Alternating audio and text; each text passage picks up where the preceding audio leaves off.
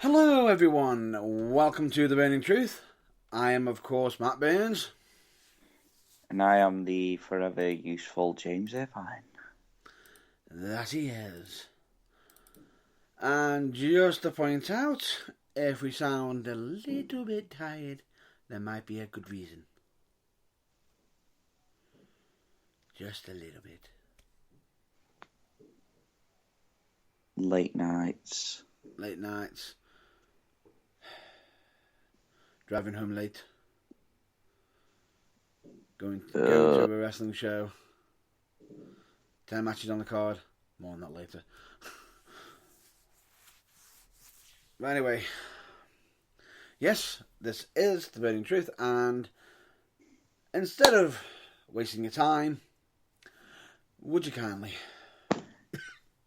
Yes. Without further ado, I shall bring to you the not-so 6 p.m. Sunday watershed. By 1 minute. 1 measly minute. Now 2. The following broadcast may contain language, opinions and topics that may not be suitable for those that are very, very, very, very sensitive, or for those that are very easily offended, or for those that are, for want of the word, mod arses. However, I do believe that Scrappy Doo is much easier on the eyes and ears. Oh, I don't know. Controversial, that one is. Controversial. Put him up. Yeah, the weird thing about it is, he is now collectively one of the most hated characters of that, and yet he ended up actually saving that entire series.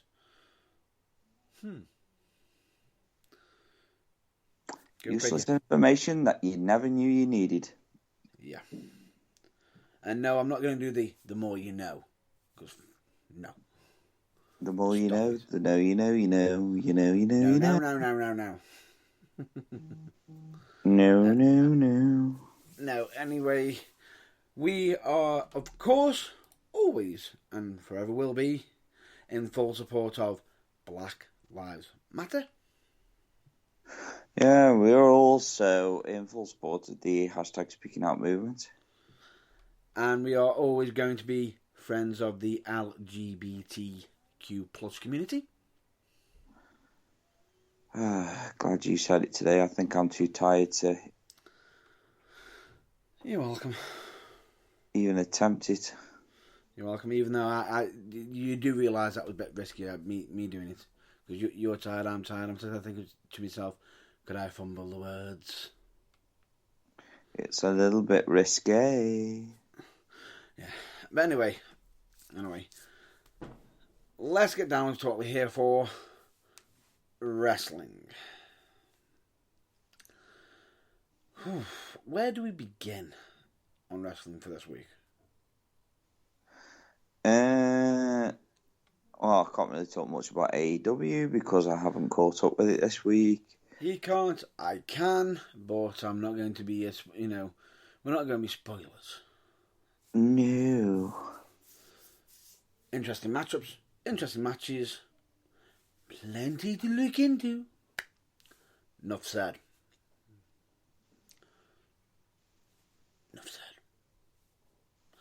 Moving on. WWE had an event last night. You mean a premium live event? I was trying to avoid it sounding pornographic. Is it just me, or am I the only one that feels dirty by saying that? No, not just you. That's why I was trying to avoid it, so, we could potentially hold on to that PG rating, and it's gone. Well, I'm just going to put some of your cash in the overseas funds and put you with some bonds, premium bonds, and it's gone. Almost like somebody else's insurance. But anyway, we won't get on to that. It's sort of line of that, mate. I won't get on to that. But anyway, there was a massive premium live event last night for WWE, which was Crown Jewel. Okay. Where do I begin with that?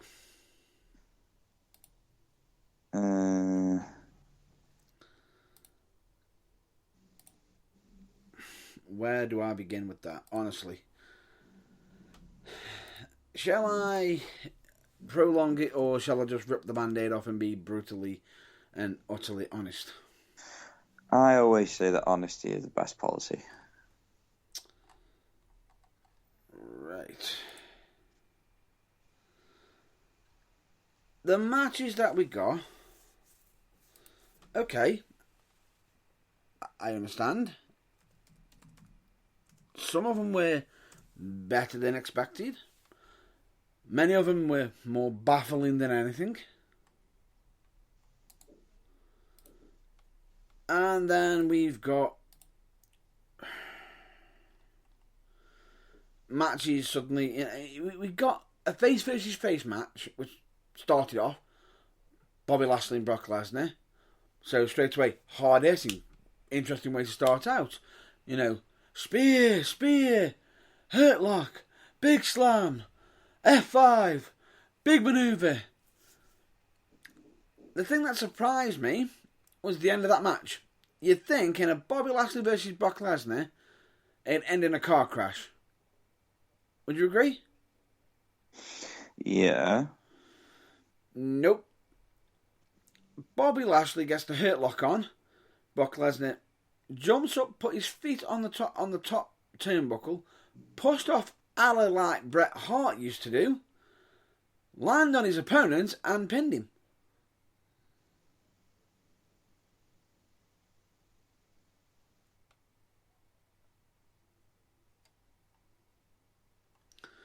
You never thought I'd be saying that, did you? No. No. But then, for Mr. Almighty Bobby Lashley to be a little bit butthurt and lock in the hurt lock anyway till Lesnar passed out to say, "I'm dominant! I'm the Almighty!" and then leave. In other words, heel turn. Lesnar got the win, but at least he made Bobby Lashley looking strong. Okay, that's fine.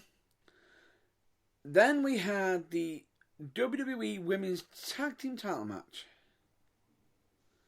But before with that, just as Damage Control had entered, we have a quick interview segment with the recently crowned new WWE Women's Tag Team Champions, Alexa Bliss and Asuka, to have a Bray Wyatt logo pop up on the TV screen right next to Alexa Bliss.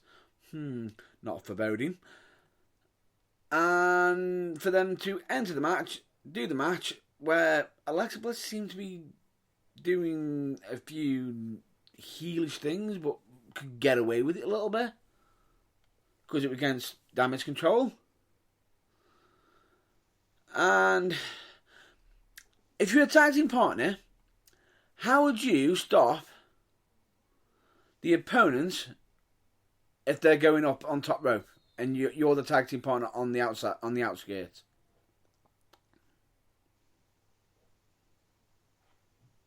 Hello? Hello? You there, Irvine?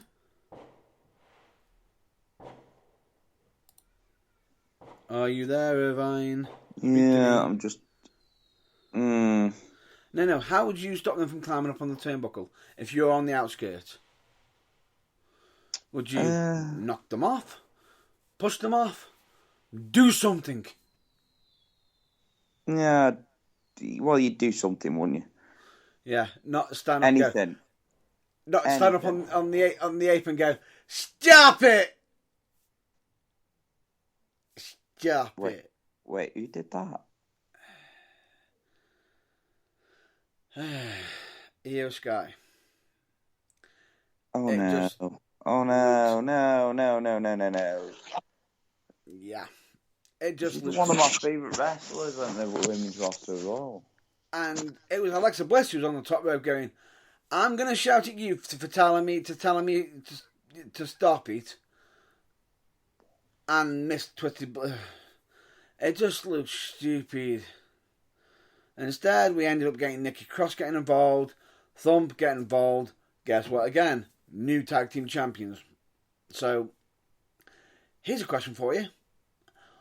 Why did we just have Damage Control drop the belts to Alexa Bliss and Asuka on Raw to then regain them back at Crown Jewel? Good question. Nobody knows. Hashtag reasons. Don't and get no, we're not on about the chocolates. No, I was just about to say, don't get blaming the delicious chocolate toffees. No, we're not on about that. We're not on about that. It just made absolute utter no sense. Yeah, so tell me. Does it make sense, a women's match, did they have to wear outfits that were covering their bodies again? Yes, they did. Pathetic. Nobody cares. And these outfits were very, very colourful. It just felt like a blancmange of colour. Yeah. It was just... You're trying to take focus off their bodies, but you've got a blancmange of colour focusing onto their... Move along. Anyway, next match, Drew McIntyre versus Karrion Kross. With Scarlett. Yeah. Steel cage match. Yeah. Bit too early for this match, I think, because we already had two big guys beating the crap out of each other in the opening match. And we even had a moment that was, again, almost identical to what happened in the previous match with the tag match of Scarlett trying to distract Drew McIntyre just by jumping, somehow getting onto the side of the cage, going, "Stop it!" For fuck's sake. Oh, I thought that Triple H taking over was going to be a good thing. Some of the matches were okay. There was a moment where there was an interesting superplex spot that happened, which was very impactful, really good. Somehow Scarlett decided when Drew went to go for the door to mace him and then mace the referee. Reasons? We don't fucking know. Well, I don't understand why you'd mace the referee in a cage match. Yeah, because he's holding the door. She wanted control of the door. To then lock the door. Eventually, Drew gets the upper hand, starts climbing over. She unlocks it for Karrion, try to crawl out for Drew to win by dropping down. What's going to take longer? Crawling to the door or Drew dropping from near enough the top of the cage? I think gravity wins on that one, doesn't it? Oh, yeah. Yeah. Then the OC versus the Judgment Day. Okay. Yeah. This was a 6-man tag match.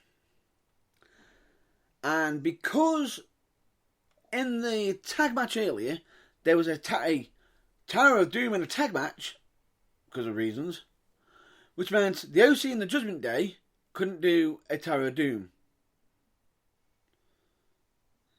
So instead, they had 3 moves happen at exactly identical times, which, to be honest with you, got the crowd really hyped. But what made it worse is worse, but also quite hysterically funny, which it shouldn't have been, was Rhea Ripley's face. And just to say, "Oh my god, I've never seen 3 moves done at the same exact time. I didn't think it was possible." Is it another one of them reasons? Yep. Distraction. She gets involved, and Michael Cole goes over the top with, so they're going to have to solve the Rhea problem. The Rhea problem. The Rhea problem. Why does it sound like you're saying Rhea? That's how he said it.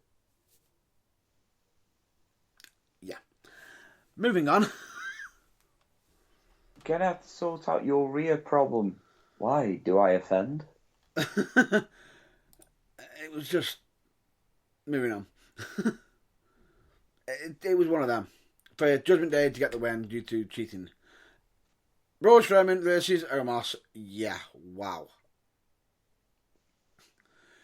Big, meaty men. The Giants. The Battle of the Giants. Really? Who would you say is stronger? Braun or Omos? I don't know. I mean, Braun's strong. We all know that. Yeah. He's flipped trucks, flipped ambulances, but somehow could barely lift Omos. Yeah, but don't forget, though, it's all about continuity. He can't remember that he worked for more than one promotion when he fucking left. So, so he's obviously expecting us to not remember the fact that he flipped trucks. It didn't exactly help the fact that he actually mentioned it in a fucking promo in the build-up. Dumbass! Sorry. For Omos to manhandle Strowman, yeah. Throughout the match, pummeling him, looking comfortable, as many people say, yeah, this was his best showing. Doesn't mean he was fucking good. Oh, no. What? I could just imagine how much of a clusterfuck that actually was. Yeah, Strowman sold, got up, hit a running power slam, done, game over, moving on. Great match next. The Usos versus the Brawling Brutes. Yeah, I can imagine that was decent. I will say this. Jey Uso. Did they feel very Usy? Well, Jey wasn't, seeing as he got a broken wrist going into the match, potentially. Wanker's cramp, mate. Yeah, because he had to have his arm and wrist strapped up, which Mark Cole had to cover, saying, "Oh yeah, you've got to defend the titles on the next SmackDown, but he's getting his wrist checked out on Monday."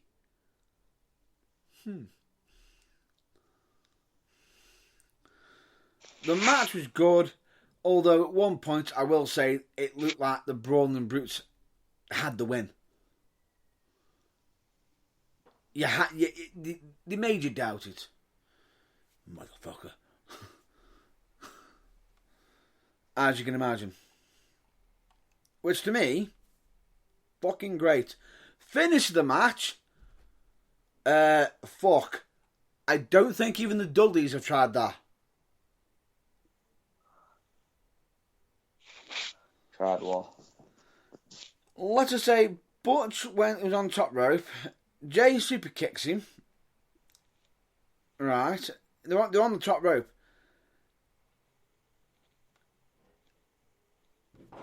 Jay then lifted Butch off the top rope, flapjacking him off the top rope, flying down towards Jimmy to land an Avalanche 1D. An Avalanche 3D.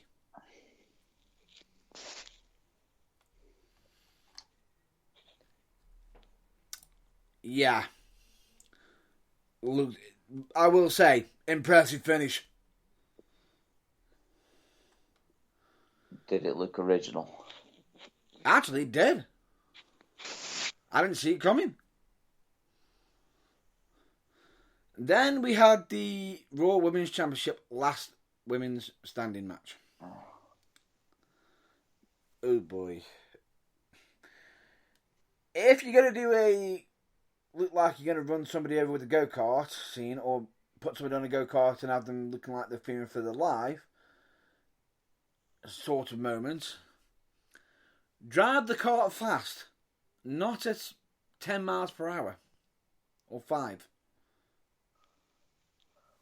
Or in reverse? I think reverse would have been quicker. Honestly. It looked like Bayley was going to attempt to run over Bianca, and Bianca had forever to move. And then Bianca had Bayley on top of the cart to then drive down the ramp towards a table that was set up. Threw her off the top of the cart, which this moment I will say, why the fuck didn't medical team immediately come out to check up on them? I thought WWE were about safety, because Bayley's back should not be bending like that on what should be a breakable table. Cue Botchamania. She's going through a table. Oh wait, no, she's not. It looked like. You know their tables are meant to be, rigged to go through. Yeah, Bayley's back bent more than the frickin' table did.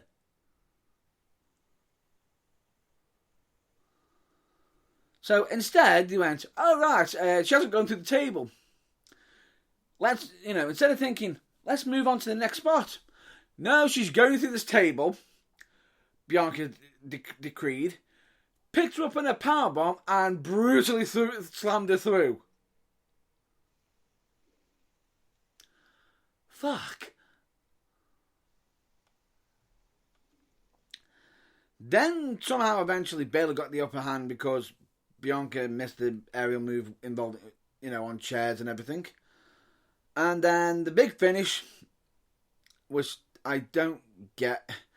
It was like a variation of what Cena did. The whole thingy. The whole, I'm going to tie his legs up against the post and everything. They didn't do that. They shimmied her into the ladder and then put the ladder down on top of Bayley, put the legs under the bottom rope so she couldn't lift it up. It was sort of original idea, but it was like, if Bayley was smart, she would literally try and pull herself up, and that would probably give her more momentum to get out of the 10 count. Agreed? You'd have to see it to understand what I mean.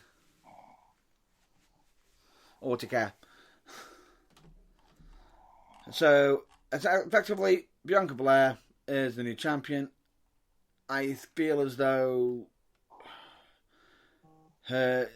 she's a good wrestler, but she's got very boring, very blandly, very quickly. Not good. You still with us? Yes. I was just thinking then. What were you thinking? I was just thinking, I'm just not sure what's going on with the... I know, like they say, Saudi Arabia is just a glorified house show. Yeah. And it is. Bray Wyatt was there. Which I hope he was. Yeah. He talked, and then a video on the screen popped up. Basically, she's Uncle Howie saying he should keep the mask on, hide away, don't be yourself, be the monster, blah, blah, blah, and end scene, which has been happening on SmackDown anyway, so we're getting nowhere with that angle, so no idea why. Then we get to the main event. Roman Reigns versus Logan Paul.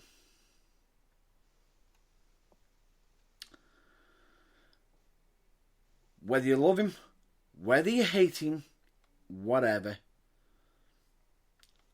Logan Paul put on a really, really good performance. He really did.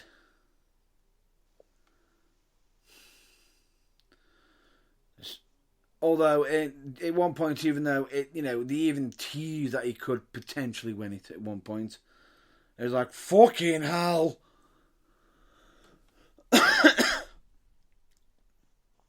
But what made it even worse is, at one point, I can't believe I'm about to say this, Logan Paul did a buckshot lariat. Yeah, I saw that. And everyone's sitting there saying, oh, he did a buckshot lariat better than CM Punk. Yeah, because that's not CM Punk's move. I personally think he did it better than... And he's twice his age. What? And he's near enough twice his age. Yeah, and in all fairness, I actually thought he did a better buckshot lariat than Hangman. No. But then again, I have seen some... it depends on... Well... No.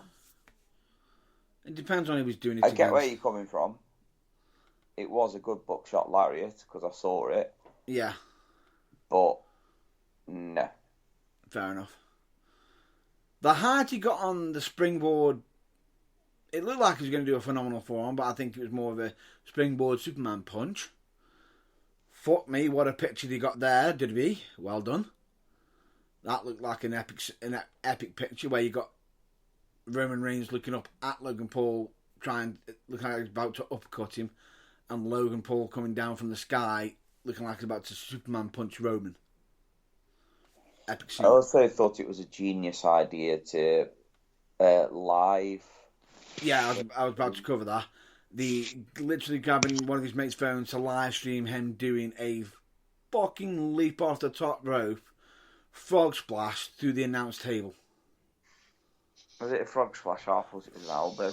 No, frog splash. That is gonna hurt. And the landing looked like it sucked. Bear in mind that it did. It looked like it did. When we do a top rope move, that's exactly what we see people on the way down. Yeah.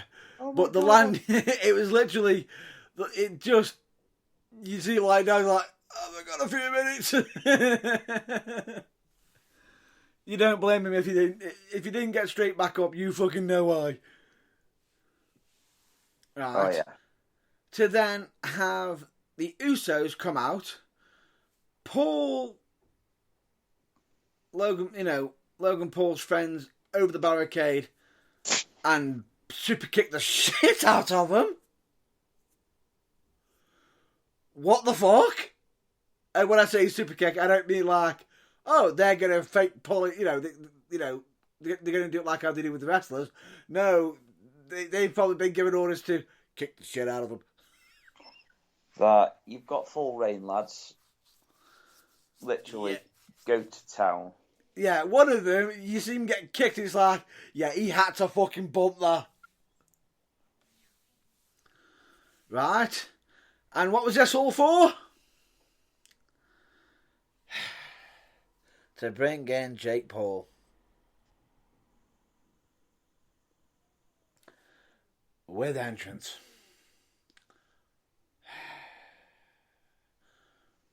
Right. Okay. He comes down. You know how they say, certain athletes, showcase what they can do? They can transition from one sport to another quite well. Mm. Yeah, you can tell that Logan Paul did wrestling training before he actually got in the squared circle. Jake hadn't. So, he's a boxer, isn't he? No different than Mike Tyson, yeah. Yeah, but what are boxers like when trying to pull a punch when they haven't learned to wrestling punch? Oh, yeah. Yeah. Sorry, Jay. Sorry, Jimmy. Fuck. Is it one of them where it's like literally you could feel your teeth go into the back of your throat? I'm pretty sure I didn't feel that at one point. I don't know. Let's just say this. One of the punches I looked at, it was like, I think his anus just fucking felt that rattle of his teeth.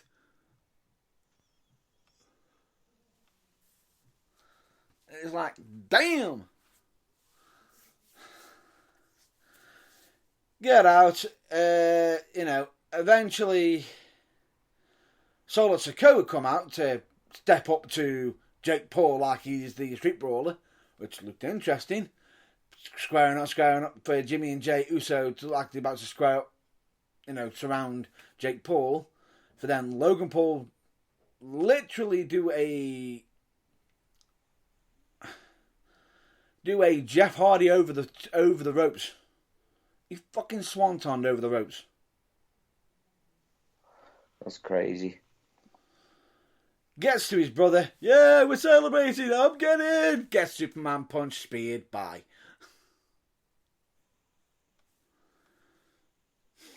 3 moves of death. Oh, it was literally Superman punch. Ooh, ah, spear. Done. To be expected, the 5 moves of doom. Yeah. The one thing I will say is Roman was on point in his rest holds. Fuck's sake. Although it does open the doors for more YouTubers. Oh no. Because Roman being Roman, all you YouTubers, this is what's gonna happen to you. Beat KSI, Mr. Beast. You can hear off Logan Paul. We're coming. We're not going anywhere. It's like, you see what I'm doing to this punk? I'm not surprised. But they're calling out more. It's not what people want to see. Yeah. But one thing I will say is for the match was far better than what you would expect. Genuinely. In all fairness. Yeah, it just sounds like he threw his body weight around. No, it wasn't as bad as you thought, because when it was needed to be good, it was good. It showed a constant professional from Roman's side, but at the same time, Roman didn't have to carry him as much, which was good. Yeah, but it's like we were saying last week, though. Logan and his brother are just like the naturally born athletes. Yeah. But you got Ronda Rousey saying, let Logan Paul take the belt. He'll bring more fans to you. No. Even Logan Paul knows not to take the belt. I think if he did, it'd have like David Arquette. Yeah. Fair enough, at least he, at that time, David Arquette couldn't wrestle. Now he can. Where Logan Paul can wrestle because he's done training. He was even training with Shawn Michaels. He fucking needs to be. I reckon that's where he got the whole spot from fucking jumping off the top of the rope onto the announcer's table. Possibly, but he was doing that. He did that in the Mysterio match. He did that on the Miz. But mate, I'll give him his due. Fucking hell, he flies. But again, it's going back to the old same point that we made last week, that him and his brother are naturally born athletes. Yeah, definitely. And as much as they might be, sometimes they might be controversial. Sometimes. A lot of the time. Understatement of the century. Okay, a lot of the time. And for God's sake, whoever put out the fucking post stating that Logan Paul learnt that in New Japan from Hangman Page, that post, dude, what the fuck? Oh, does that mean Hangman Adam Page is going to WWE? Yay, let's make more. No. More rumours, yay. Oh, no, it's not a rumour.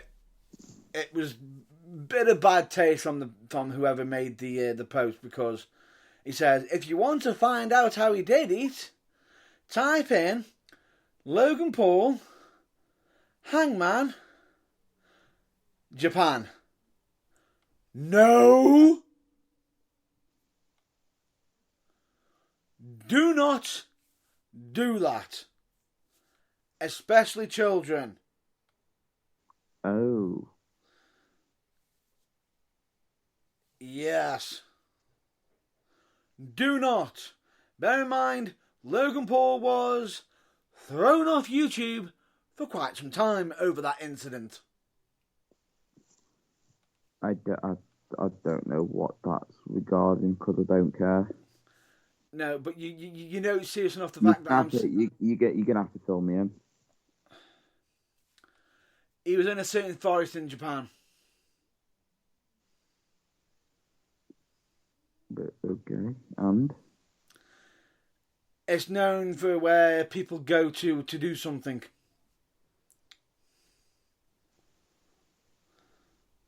To inflict upon yourself. are we talking a sexual act or are we talking The end, pretty much. to commit suicide? Yeah.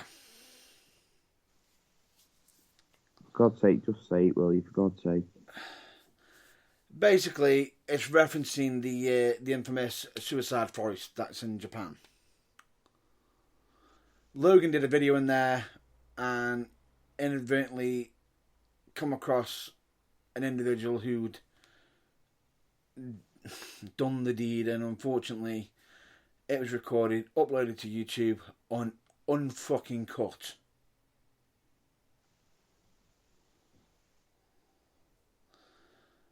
And bear in mind, the individual who'd done it, that individual's family didn't even know about the situation and found out through that fucking video. Oh yeah. Caused mass controversy, got him kicked off, but it was just no. So if you do see that meme or whatever, and someone says, "Oh, if you want to see where he learned it, put his name in, Japan, Hangman." No. Do not. Yeah, I kind of get where you. No, you don't want to watch that shit. Although I believe that the actual footage is off YouTube entirely. It's been cut out. It's gone. But you're guaranteed. It's the internet. You know some fucking moron will actually have it. Need to say more? No. Moving on. Anything you want to cover?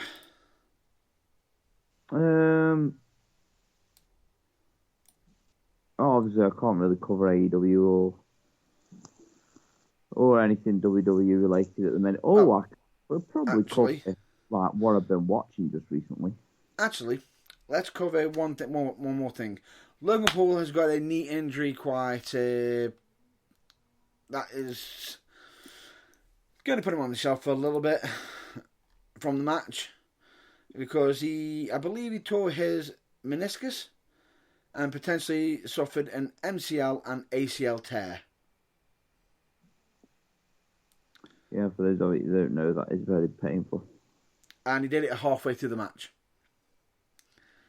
And still continued. Ow! Yeah, I wouldn't. That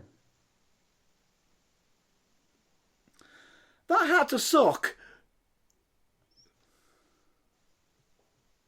Yeah. That's the best way of putting it. That had to suck.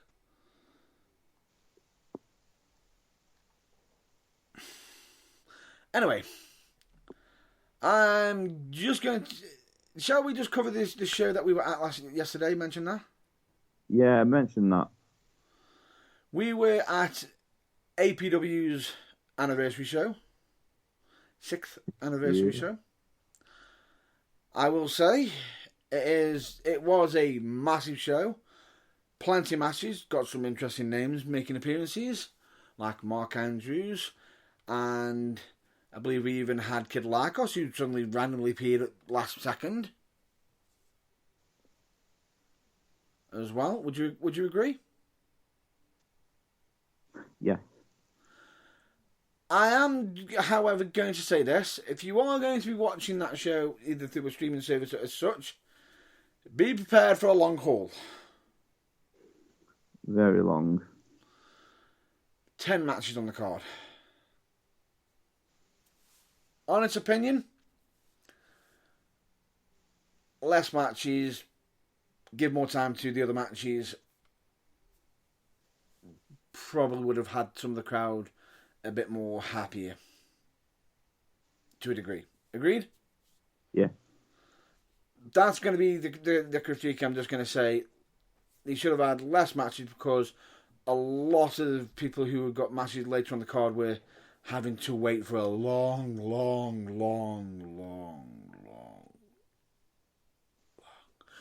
time. And people can overrun. And I believe, if I'm not mistaken, the last bell was 11:15.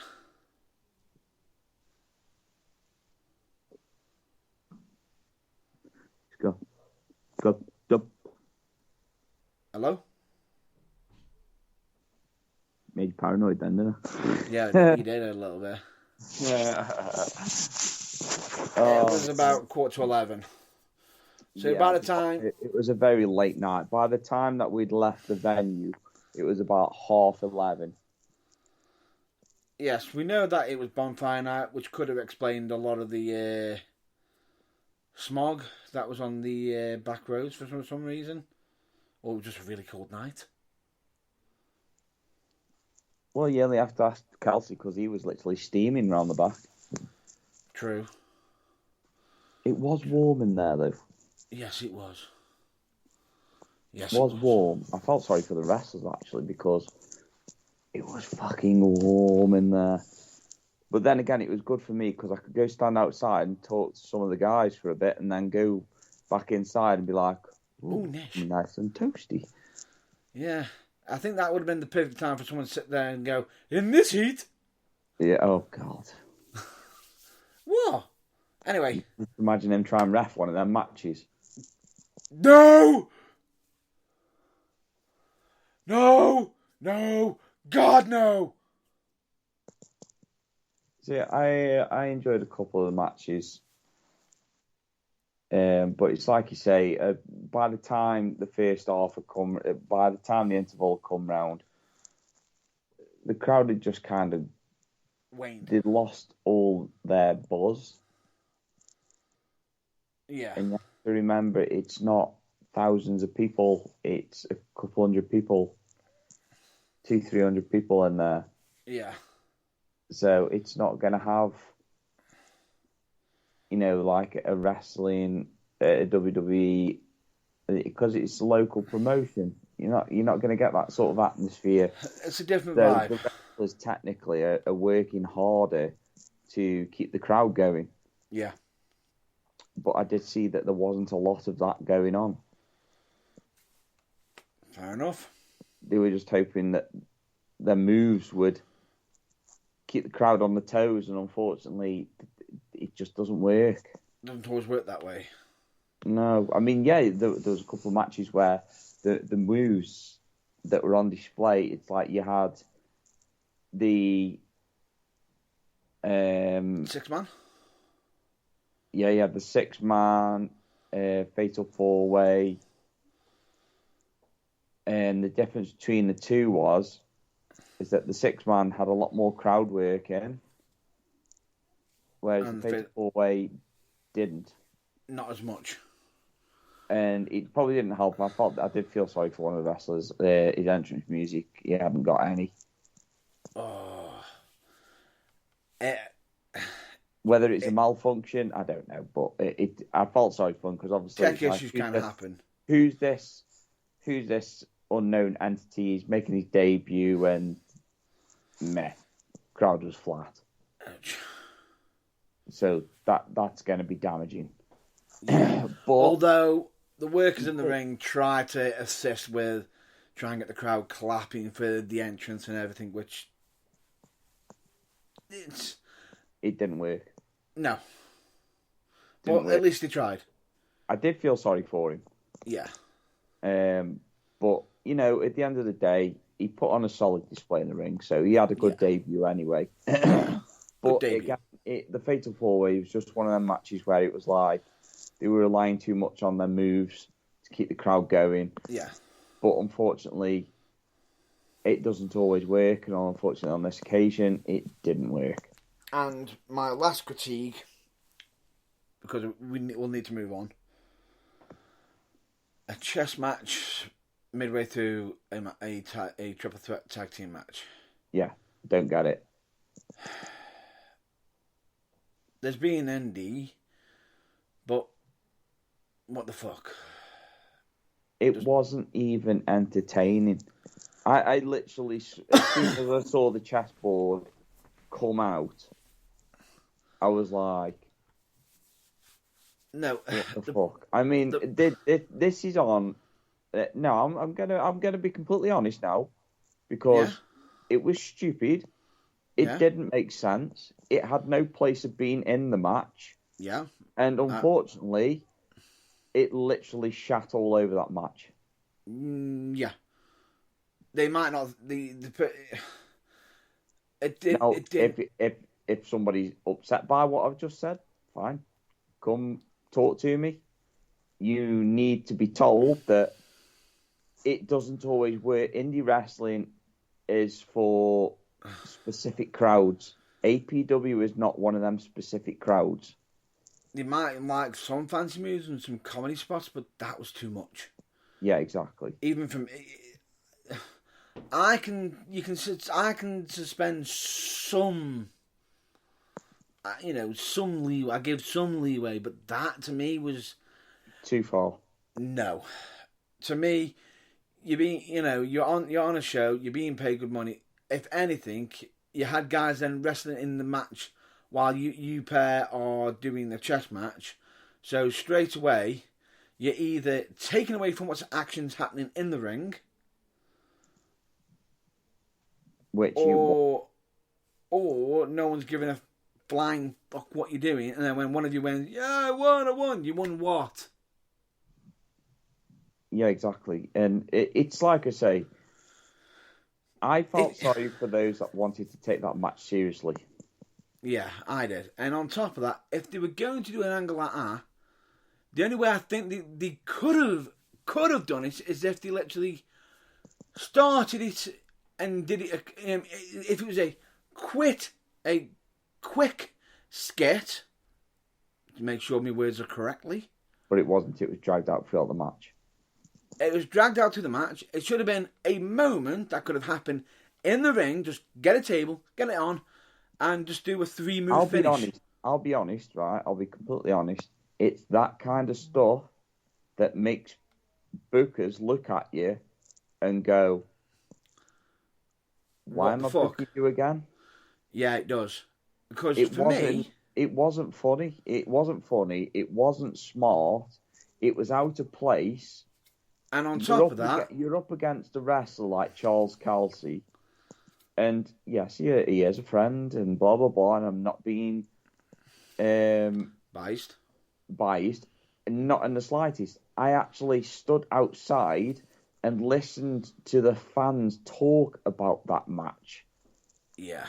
And when you've got about 10 fans, even children, saying, I don't get why they were playing chess. Yeah. And if you could easily argue that, you don't understand the wrestling gimmick. You don't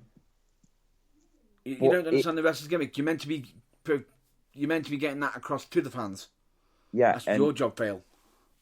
And, you failed at that. And that could cost you bookings because it's just... And I also heard a couple of the adult wrestlers as well just saying, I fucking hate indie wrestling. Yeah. On top of that, we also you've also outside the ring, so not everyone can see you as well. So we had no idea because the table's that far down. So everyone who's near the where the screen was, because you were near the bar area, can they see what you're doing? You know what that reminds me of? Go on. It reminds me of like a stupid skit that WWE try and pull off and nobody cared. Which one? No, I'm just saying, like, I'm just comparing it to a Oh stupid yeah. skit.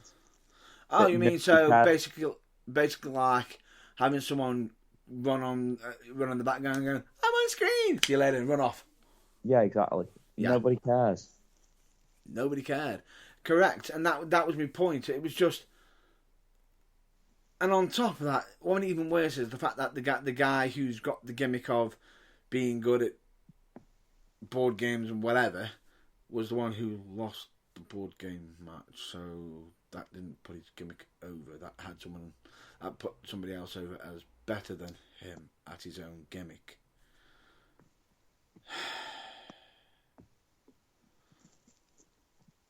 Yeah, I think my silence says it all. Yeah. If the individual listens to this and you want if you want to put across your thoughts and feelings and state why it was a good reason to do it, more than welcome to. You're more than welcome to, but I will tell you, it will not be met with light-hearted criticism.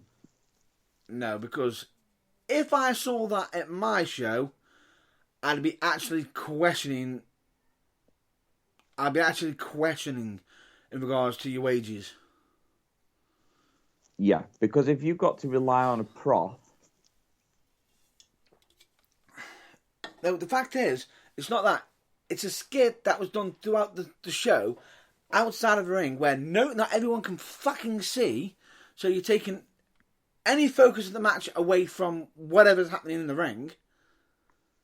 And if you want to do it funnily, why don't you just get a tape? Why don't you just imply it take longer to set it up in the ring, get it in the ring, do a 3-move finish, done, have the heel get angry, smack the thingy out the way, and then just brawl you. Yeah.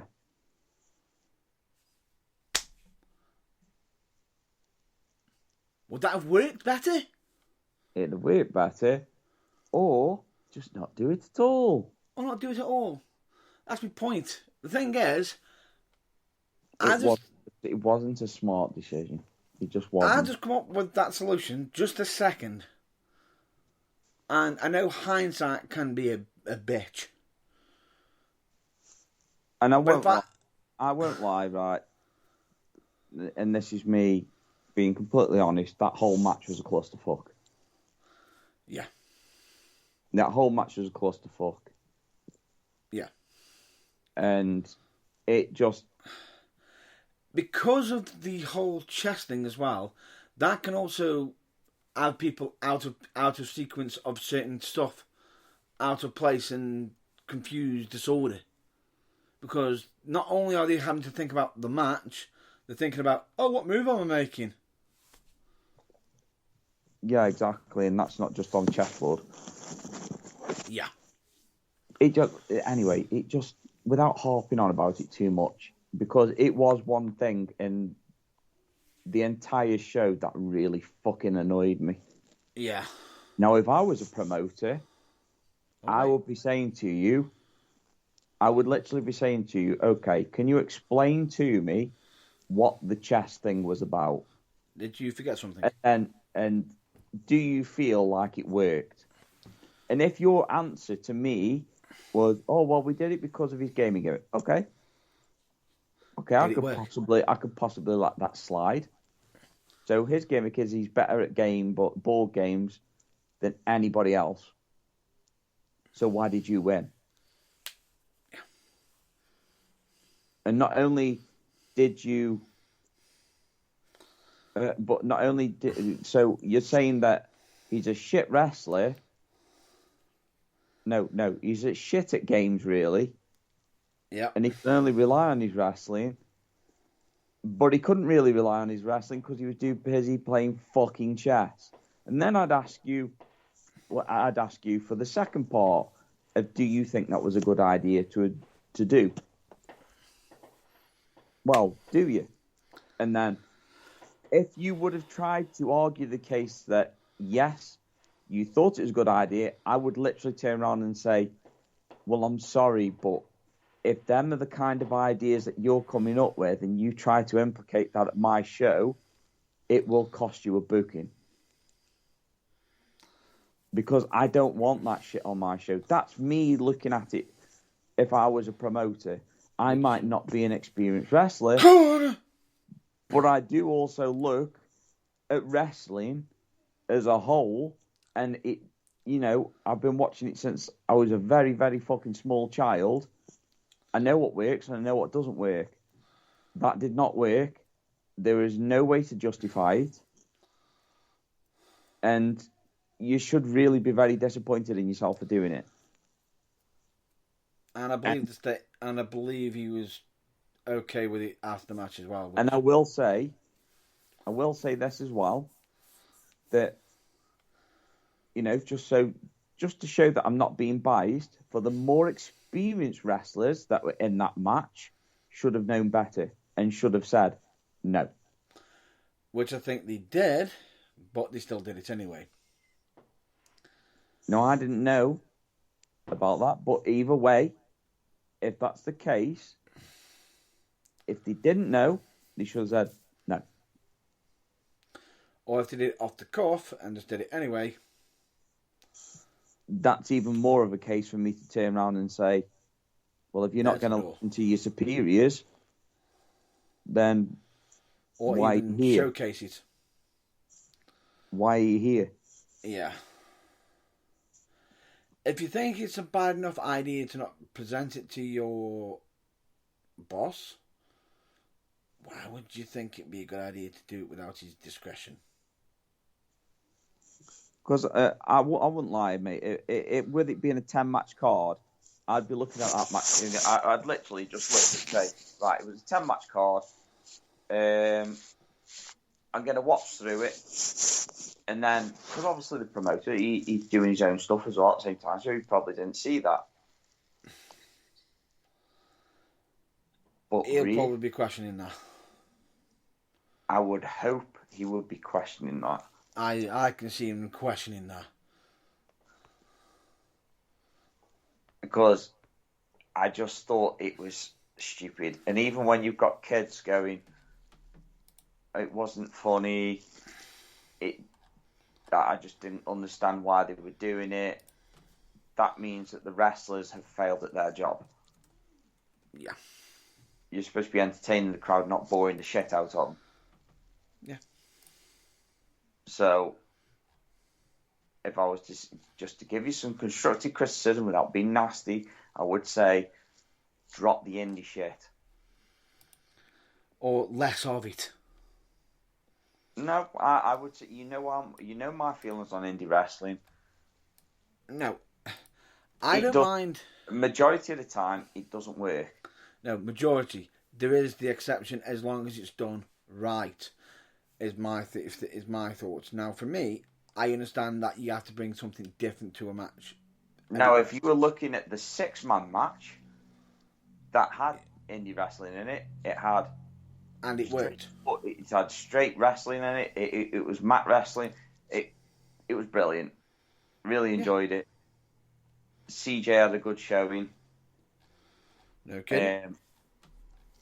I think it needs to be capitalised on how hot he is at the moment. Yeah. Definitely red hot. Red hot, he's getting booked, he's getting looked at by Wrestle Carnival. Not exactly a small show, it's a big deal, Wrestle Carnival is. And it won't be long until he's featuring on even bigger promotions. So, hard work pays off at the end of the day. But it's like I say, there was indie stuff in that match with the whole caterpillar suplex spot. Oh my God. But the funny thing about it was they didn't do... One of the wrestlers broke the mold just towards the end of it and literally crawled backwards through all the wrestlers' legs to shit can everyone. That to me was hilarious. That's indie wrestling done right. It was done right, but this is the thing. Indie wrestling, it was done right by all the wrestlers that have got a hell of a lot of experience and have been and are at the top of their game at the moment. Yeah. Would you agree with that? I know I would. Yeah. I'm not disagreeing with you on that one. Definitely not.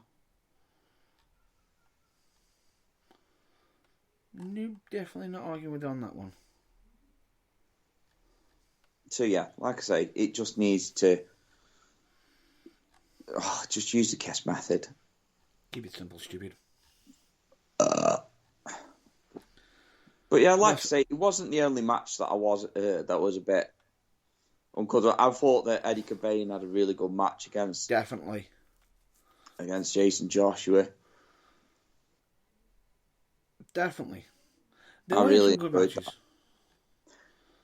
I think it's not just that though, because that's following on from storyline as well. So it was like we got story in there as well, and obviously you know what I'm like for storytelling.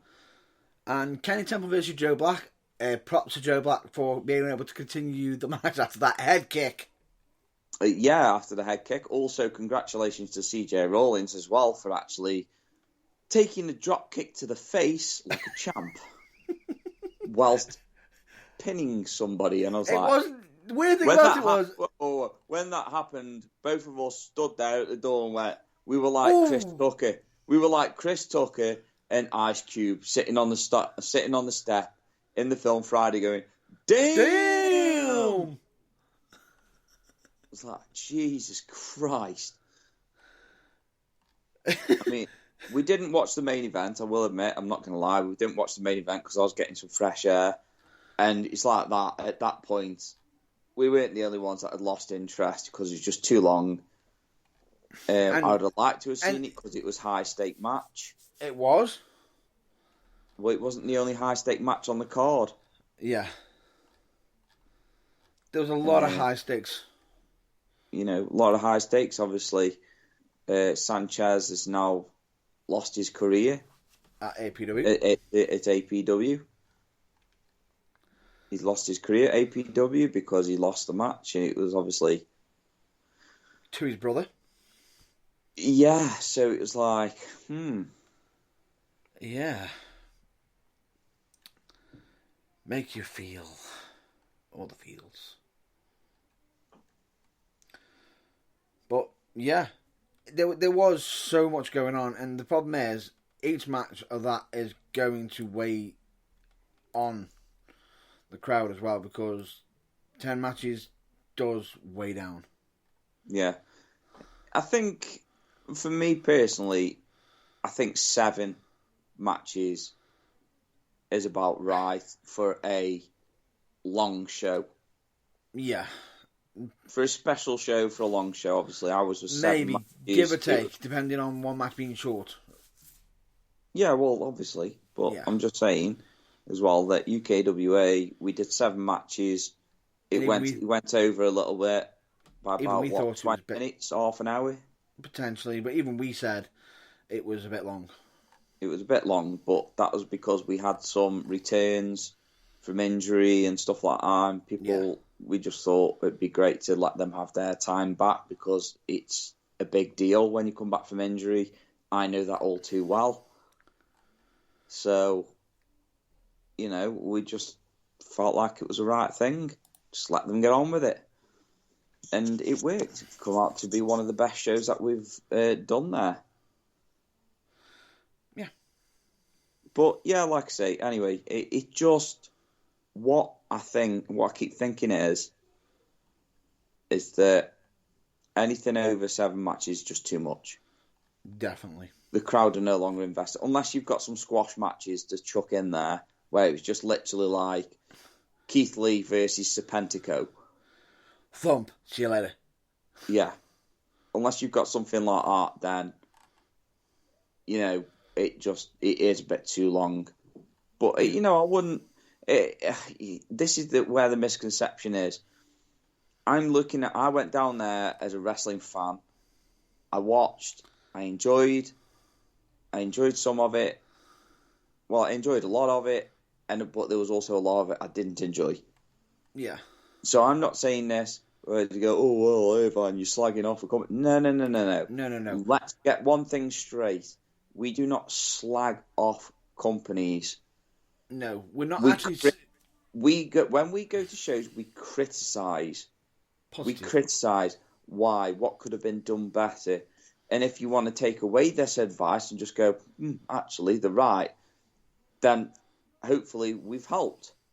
But if not, and you want to take it as we're insulting you, then I'm sorry, but we're there as fans. We have every right to criticise. And then, if you're not big enough to take that criticism, walk away and work on it, then you're the problem, not us. Bear in mind that I've had, UK Ways had criticism. And we do get criticism. Yeah, of course. Even some of the wrestlers after a show would just go, this could have been better. Okay, explain to us why it could have been better. Okay. What would you have done differently? We don't just go, oh, you're a prick, fuck off, don't want to know what you're talking about. You don't know what you're talking about. No, that's far from it. At UKWA, we are striving for perfection. We are aiming to bring what is best. Not in just the for the interest of the crowd. We know our crowd. We try to do what's best for what the audience wants. If the audience doesn't like something, and believe me, they have told me. Yeah, exactly. Because obviously Matt Burns, he's got a very good connection with his crowd. And no doubt Basham has with a definitely crowd. Definitely. So hopefully he does get... I mean, I think he even overheard him admit himself. It was just too long. Yeah, he openly admitted himself. And the thing is, it's a learning curve. And the thing is, credit to him, he knows where to take criticism, and he does listen. Yeah, exactly. And it's a nice thing. But it's like you will always get promoters, some that are quite local to ourselves, that don't like criticism. They think they know what's best. But then when somebody who's been to NXT comes along and says, well, I'm not being funny, mate, but they were actually right, you're wrong. And you still won't apologise because you knew you were wrong. That's just your ego. There's nothing I can do about that. I'm not there to stroke it. The thing is, we're not there to sit there and say, oh, it was all crap and everything. If someone just says it's just crap, that's an opinion. That's just an opinion. And opinions can come and go and change from random things. Someone's opinion can change when you explain to them why you did it that way, as such. Because if you explain your reasoning behind it, that could change their opinion of why. And it's like, oh yeah, I can see why you did that now. Discussions need to happen regularly. Yeah, exactly. Not just for yourself, but you should have a sit down with your regular wrestlers. What could have done better, what could have done that could be better. What would you do? Go through some ideas, bounce off one another, storytelling. Yeah. I just feel like everyone could benefit from being sat down and just going, right, okay, last show, there were certain things that was clusterfuck. What do you think went wrong? Yeah. And if the wrestlers know what went wrong, then you've got a good bunch of lads. But if they all sit there just going, oh, I don't see anything that was wrong with anything, I thought it was an amazing show. Them are the yes men. Yeah. They don't want to rock the boat, and they feel like if they stress their opinion, they're going to get shot down straight down the card. No. And that doesn't happen at UKWA. And I would like to think that it doesn't happen anywhere else. But bear in mind, when I've been at other shows and someone's asked me, provided me with a unpopular opinion, have I sat there gone, I accept that opinion? No, you're an evil bastard and you're a fucking ogre. What do you mean? You're a cunt. I tell it as it is. Exactly, a cunt. Don't forget the useful. I'm not a cunt, I'm a Chianta. No, I'd say that you are a see you next Tuesday. Fair enough. Well, I'm not disagreeing with you. What? Well, you can't, because you know it's true. You expected me to disagree with you? Were you expecting a battle, like, back and forth? Me just going, why are you calling me this? I'm offended. I don't know, I just assumed that you were a bit like, fucking monster man. No. The thing is, I've always taken criticism, but my honest opinion is if someone can sit there and when someone sits there saying, well, you don't want this individual because of this, this, and this, or making sly comments of someone how they look or anything, but not giving a actual genuine reason for improvement or anything, you're just stating your opinion, then, quite frankly, fuck off. So this is one thing that's going to bring me to my next point, is that when you are paid on a show, doesn't matter whether you're friends with the promoter or blah, blah, blah, don't sit there slagging off people. It's just, dude, it's not cool. You've been paid, or you're getting paid. Yeah. To put on a match. Yeah. You are there to put on a show. You're there to concentrate on your match. Mm-hmm. But if you're not happy with how the promoter has booked your match, mention it to them directly. Just say, I have concerns. Or can I have a quick chat about a discussion? Yeah, I have concerns. I just feel like this possibly would work better. And that can, if it's too late, don't take that as no, fuck off. Yeah. In some cases, it can be either too late or it might not work for their idea. Or if it does work, the thing is, regardless of it, if you're wanting to make a change or something, if it's something small that's easy to change, then yeah, that's fine. Obviously, we'll listen, and if it's no good, then we'll toss it to one side and just say, look, I don't feel that way. Maybe another time. Yeah, could be used down the road. Could be a future idea. But then to literally within earshot of promoters, badmouth the promoters, saying they haven't got a clue what they are doing because they have said no to your idea and you're not listening to the reason why, then I'm afraid you are going to get yourself a reputation. Yeah, it does happen. And unfortunately for yourself, for certain individuals, they have made a reputation for themselves already because they just could not keep their mouth shut. Now, you might have a disagreement with the promoter, and I think if anyone, I'll state this for the record. If anyone's got an issue with anything I've done on my shows, don't tell everyone else first. Approach me directly. Yeah, don't sit there and badmouth the promoter and the broker, who are technically, who are in the same room, by the way, within earshot and can hear you. Yes. And not only that, you've got other people like myself who are involved in the company who also heard it. And it's not good. So if you've got 3 people that have heard you, that have got a stake in the company, kind of doomed yourself to a shit fucking storm there, really, aren't you? You're either going to get buried or you're going to get thrown out. Yes, but then don't try and have the cheek to try and add extra wage on top of for yourself when you aren't really technically worth what you quote yourself to be in the first place. If you're gonna provide a quote for a show, stick to it. Don't keep increasing it every show. Yeah, no.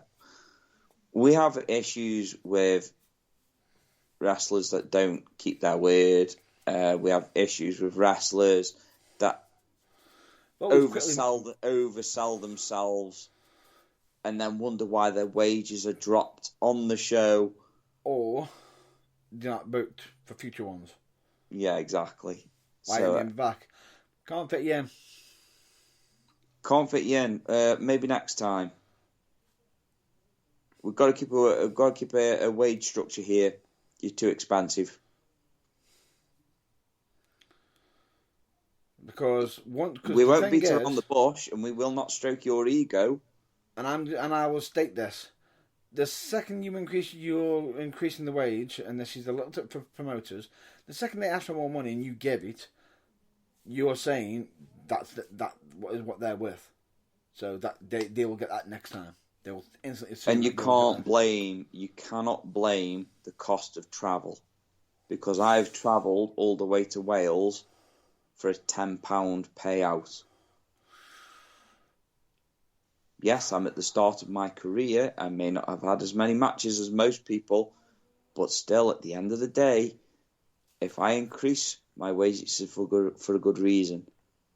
Or if a promoter increases the wage, and this is on the flip side, because I will say I've had this one before. I've had a worker turn around and try to refuse. They gave me a quote and I gave them a little bit extra. Because they actually did their job and they excelled. Yeah. But also you do know that by doing so, you also have to keep that honour now. Yes. Because you value them as a worker. Yes. So it could be the case they might just have a bit of a shit show into the next show. Doesn't necessarily mean then that you can backtrack and just... No, I agree with that. And the thing is, they've always put on the individual in question always put on a great show, always put on a great performance, and actually drove quite a bit of a distance. And helped with the ring as well. Yeah, definitely. So from the get-go, no questions, happy with the wage. In other words, take the damn wage. Take my money. Philip J. Fry. Yeah, take my money. But yeah, anyway, there's just a lot of things in local wrestling that people don't realise go on in the backgrounds. Yeah. If you go to a show and it's like, oh, I've got my favourite wrestler here, he's quite a regular, and then they're not there once, just bear in mind that there's always either a good reason or a bad reason that they're not there. It might just be the fact of something might not have worked out, which is fair enough, for a valid reason, or if it's an invalid reason, then bad on the booker and promoter, whatever. But if there's if the individual's being a bit of an arse towards the promotion or anything in the work of being in bad faith and everything, that can also explain that. But there's many reasons. Mm-hmm. Not the chocolate ones. Correct. I missed that. Because they're nice, and yes, I know I am a type 2 diabetic in remission, but diabetes. With diabetes, a reason is fucking worth it. But yeah, there's a lot of things that go on in local wrestling that people don't realise, and if people are upset that we're breaking kayfabe or whatever, don't care. Don't care. The internet broke that. Yeah, the internet broke that many, many years ago. And and I'm it's pretty like, sure Vince did it like actually Ric first. Flair saying that, oh well, yeah, I don't like fans using our terminologies. Well, unfortunately, someone spilled the beans. Someone spilled the beans. It's too late now.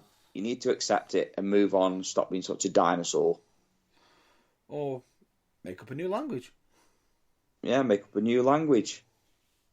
Which, by the way, in the UKWA locker room, there is plenty of fucking language. And banter. Lots and lots of banter. Diabetes. I do feel, though, that it only takes one to start rocking the boat. It is best to cut the rot when you first realise what it is. Yeah. Yes, we get it. Promoters are not contractually subjected to the fucking workers' demands and vice versa. But at the end of the day, wrestling is about being a community showing a professional standard, and making new friends, meeting new people, making new friends, and getting along. There shouldn't be any of this toxic behaviour. Yeah, leave the toxicity out. Yeah, so this is probably one message that needs to be stressed. Because, like I say, one person rocks the boat, unhappy locker room, unhappy promotion. Promotion goes down the shit pan because promoter won't sack off the person who's causing the rot. But at the same time, if you've also got a booker who's being an arse, promoter needs to check up on that if they are being a fucking arse.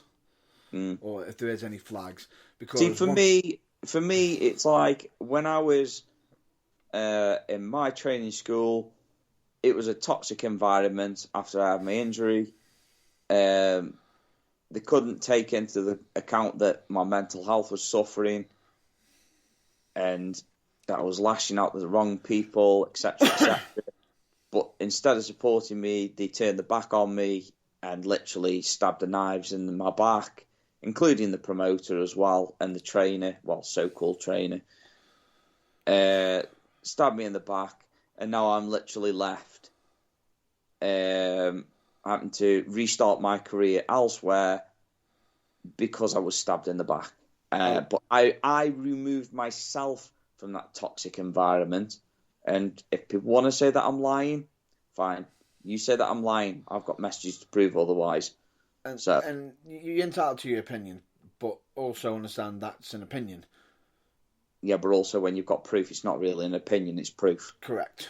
And on top on top of that, I'll just point out he didn't mention names, but you might, if you've gotten on to who he's referring to, that's entirely what you think. You came up to that conclusion, and if you're the person in question who's offended by it, who probably says nothing, is that talking to me?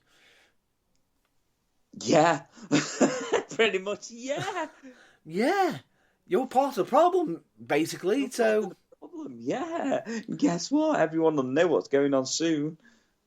Well, that's if they don't open their fucking mouths too much themselves. They already done that. Yeah, they've done that. They cut their own throat anyway, so I aren't bothered. In other words, move on. The thing is, that's that, and that's what it is. So I'm just going to put on as well from the booker/promoter side. One thing I'm going to say right now, and this is me as a promoter. This is if I ever said these words, I would expect someone to fucking bitch slap me into next week.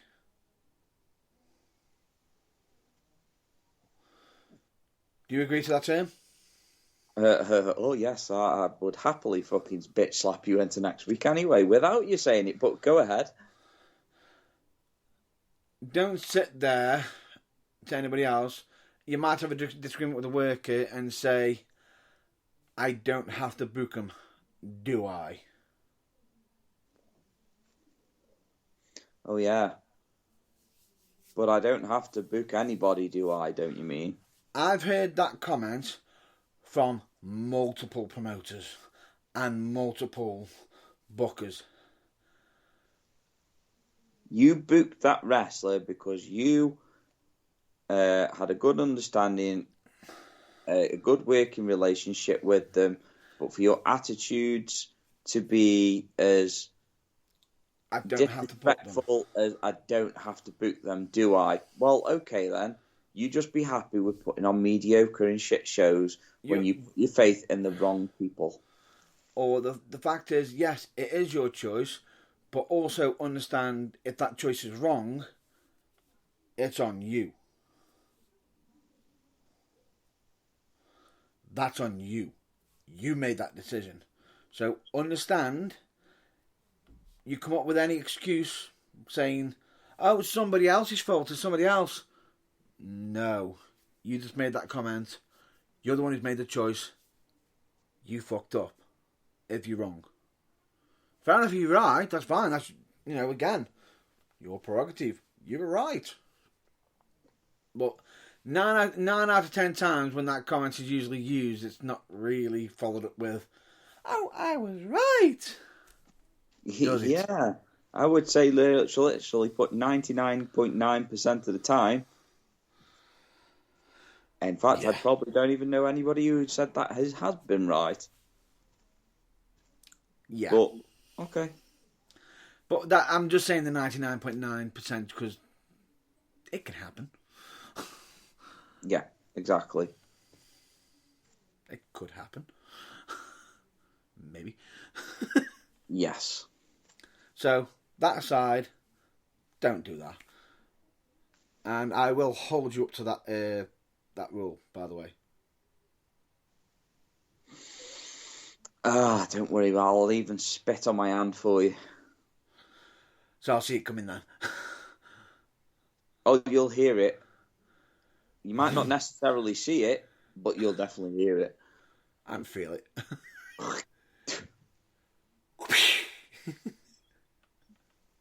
No, Don't but... get fucking all shocked when it does fucking happen, because you know for a fact that I'll fucking tell you as well. No, correct. It's just... One thing that we have going at UKWA is that we have a good understanding with one another. Yeah. You know, we've got a very good understanding. If we have a disagreement, it's sorted there and then. Verbally. Never needs to be physical, because there's no reason to be physical. It's adults having a conversation. Yeah. If it gets a little bit heated, we walk away, we cool off, we come back and we talk it out. Yeah. Which, to be fair, hasn't really happened. It has happened.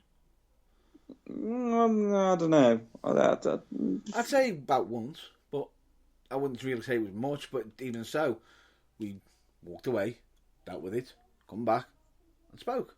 Yeah, exactly. Spoke about it, kissed and made up.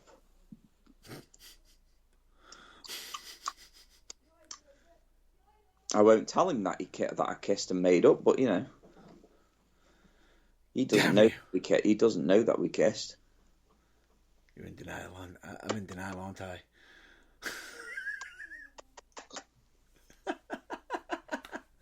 But anyway, that aside, so don't be a dick. And lastly, on the this side of the toxicity within wrestling fans, fine. You're okay to have an opinion. You're okay to comment on certain individuals' pictures. One fan. Well, I'd say fan, but one fucking arsehole, I'm going to put him out as. I know someone put out a funny comment and everything, but body shaming? Go fuck yourself. It's not just that, no. Fans, please be a bit more respectful when you're going to a show. No, this individual wasn't even going to a show. It wasn't even going to a show. Just added a comment. Now, fair enough, it was a bit of a caption comment, which the individual turned around and says, "If children have got food on the table at the show, I might steal one." As a joke. But it was probably like a family member, a bit like, like a certain wrestler who went to their family stealing their drinks. What are you talking about? Exactly. For me. But yeah, that sort of thing happened at a show, and they were joking about it online, and somebody literally went on and blatantly put on, what was it? I believe, how about you stop putting food in your mouth, you're getting fat. Yeah, but also this is another part of the toxicity side that I was just about to mention, is that also at shows, be a bit more respectful. Yeah. When you're coming out with homophobic slurs, just make sure that you're ready to take the backlash that follows it. Understand that I don't care. I don't care. I don't care. I understand if somebody's got Tourette's and they can't help but have outbursts, etc., etc. I understand that other individuals may not have the same mental capacity as other people, and they tend to say things that are a bit controversial or offensive. Yeah. Without understanding what the true meaning is. We understand that. everybody understands that, and if they don't, then they really need to fucking check themselves. But when you have got they somebody, need to be educated. Yeah, or they need to be educated. But when you have got somebody who is a fully grown adult with full mental capacity sitting at ringside shouting homosexual slurs. Homophobic slurs. Homophobic slurs. Same thing, near enough, but yeah, terminology, blah. But when you've got somebody that is doing that, I think they should consider themselves lucky to still be sitting there. Yeah. Because the thing is... Granted, they only did it twice during the whole match, but once is enough. Once is too much, personally. Yeah, once is too much. Once is enough. Yeah.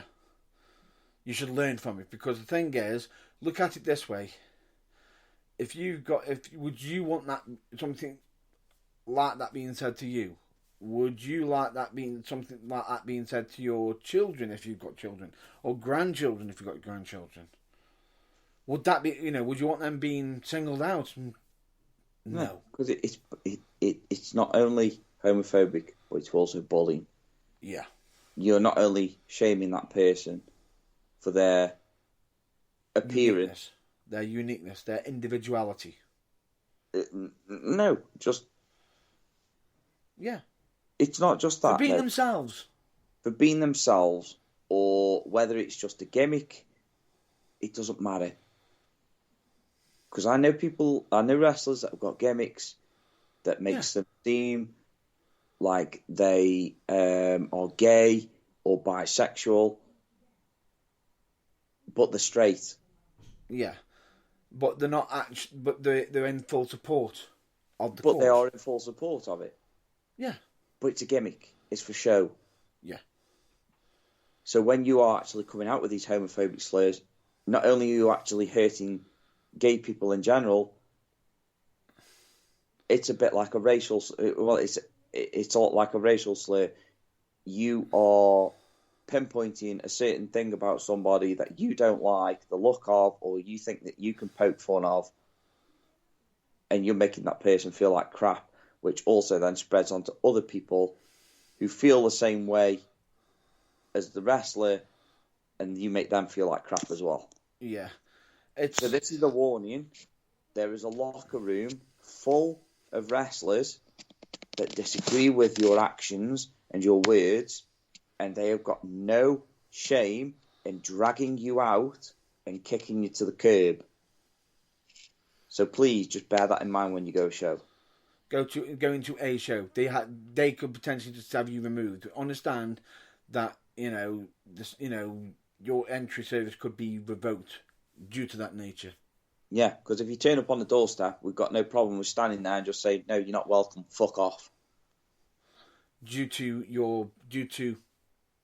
the way you've handled the situation, the way you've carried yourself unprofessionally. Yeah, and we're not just targeting one person, we're targeting pretty much any individual that does it at a show. Yeah. I don't give a shit if you're built like a brick shit house. I fancy my chances with a locker room of lads behind me and women. Yeah. Thought I'd have to just stick that one in there before somebody goes, I'm offended. No. Whether you're male, female, whatever you consider yourself, anything.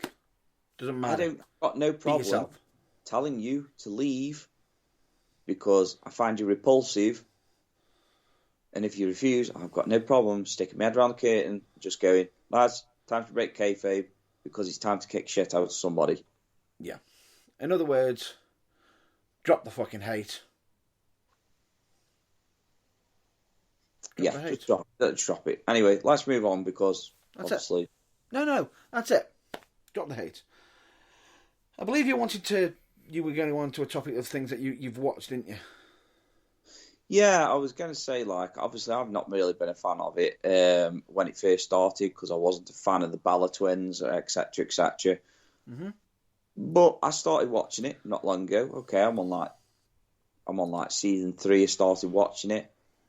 But since watching it, wrestlers that I did not like, watching them backstage and in their home lives, it gives me a whole newfound respect for them. Yeah. John Cena being one of them. And yeah, I'm talking about Total Divas. I've been watching that. And I've really enjoyed it. So far, I'm really enjoying it. So That's all good. No, that's good. You know, I'm not a fan of reality TV shows. Really not. But that, it just gives me a whole newfound respect for Nikki, Brie, Cena. At the time, obviously, it was Daniel Bryan. So obviously, but watching Daniel Bryan I love Daniel Bryan anyway, or Bryan Danielson now. Yeah, I love him anyway because I think he's an amazing wrestler. But he's so funny. Yeah. And I would have never have put him and Brie together in a million years. But they are such a good couple. Yeah. And they bounce off one another. And his humour is so funny. Yeah. That it's just really intrigued me. And not only that, wrestlers at the time, I think it's like circa 2014, I think it is. Yeah. Where I'm watching it from. And, Paige is on it. It gives me a whole new insight to Paige and how she was backstage and what she had to face backstage and how she literally held that women's locker room together. And she did. Yeah. You could tell that just by her fun-loving attitude. She didn't really like falling out with people. If she got an opinion, she'd say it. Even to somebody at legendary status like Natalia, she literally is like... Oh, yeah. During the one episode where she was being overly sexualized in the ring and Natalia didn't like it because she's quite prudish. But Paige's explanation to that is, look, I'm a heel. It's my character. Please don't tell me not to do something because it's my character. How am I supposed to work with you if you're not willing to accept that? And eventually Natalia actually came round and then started horsing around. Yeah. And it was like silly things, like she took Natalia to a house party. She started eating the brownies. She started feeling a bit funny after eating the brownies and then decided to turn around and say to it, I forgot to tell you them are magic brownies. And then about a couple of days later, when she was panicking about a drug test at WWE, because obviously their wellness policy is quite shit hot nowadays. No shit. Nowadays, I just said. The wellness policy, Natalia was fucking stressing about it. I decided to have like a miniature car accident so she didn't have to go in because she was scared about these magic brownies being in the system. For Paige to actually turn around and say, I'm really sorry, but there was nothing in that. There was no marijuana in them brownies. It was just a joke. I found that so funny. And you could But at tell. the same time, it also goes to show the placebo effect is so fucking strong. It is, and it's like, oh my god. It was like, talk about it. I mean, some of it obviously is over dramatized for show, but there is a degree of realism to it. Yeah.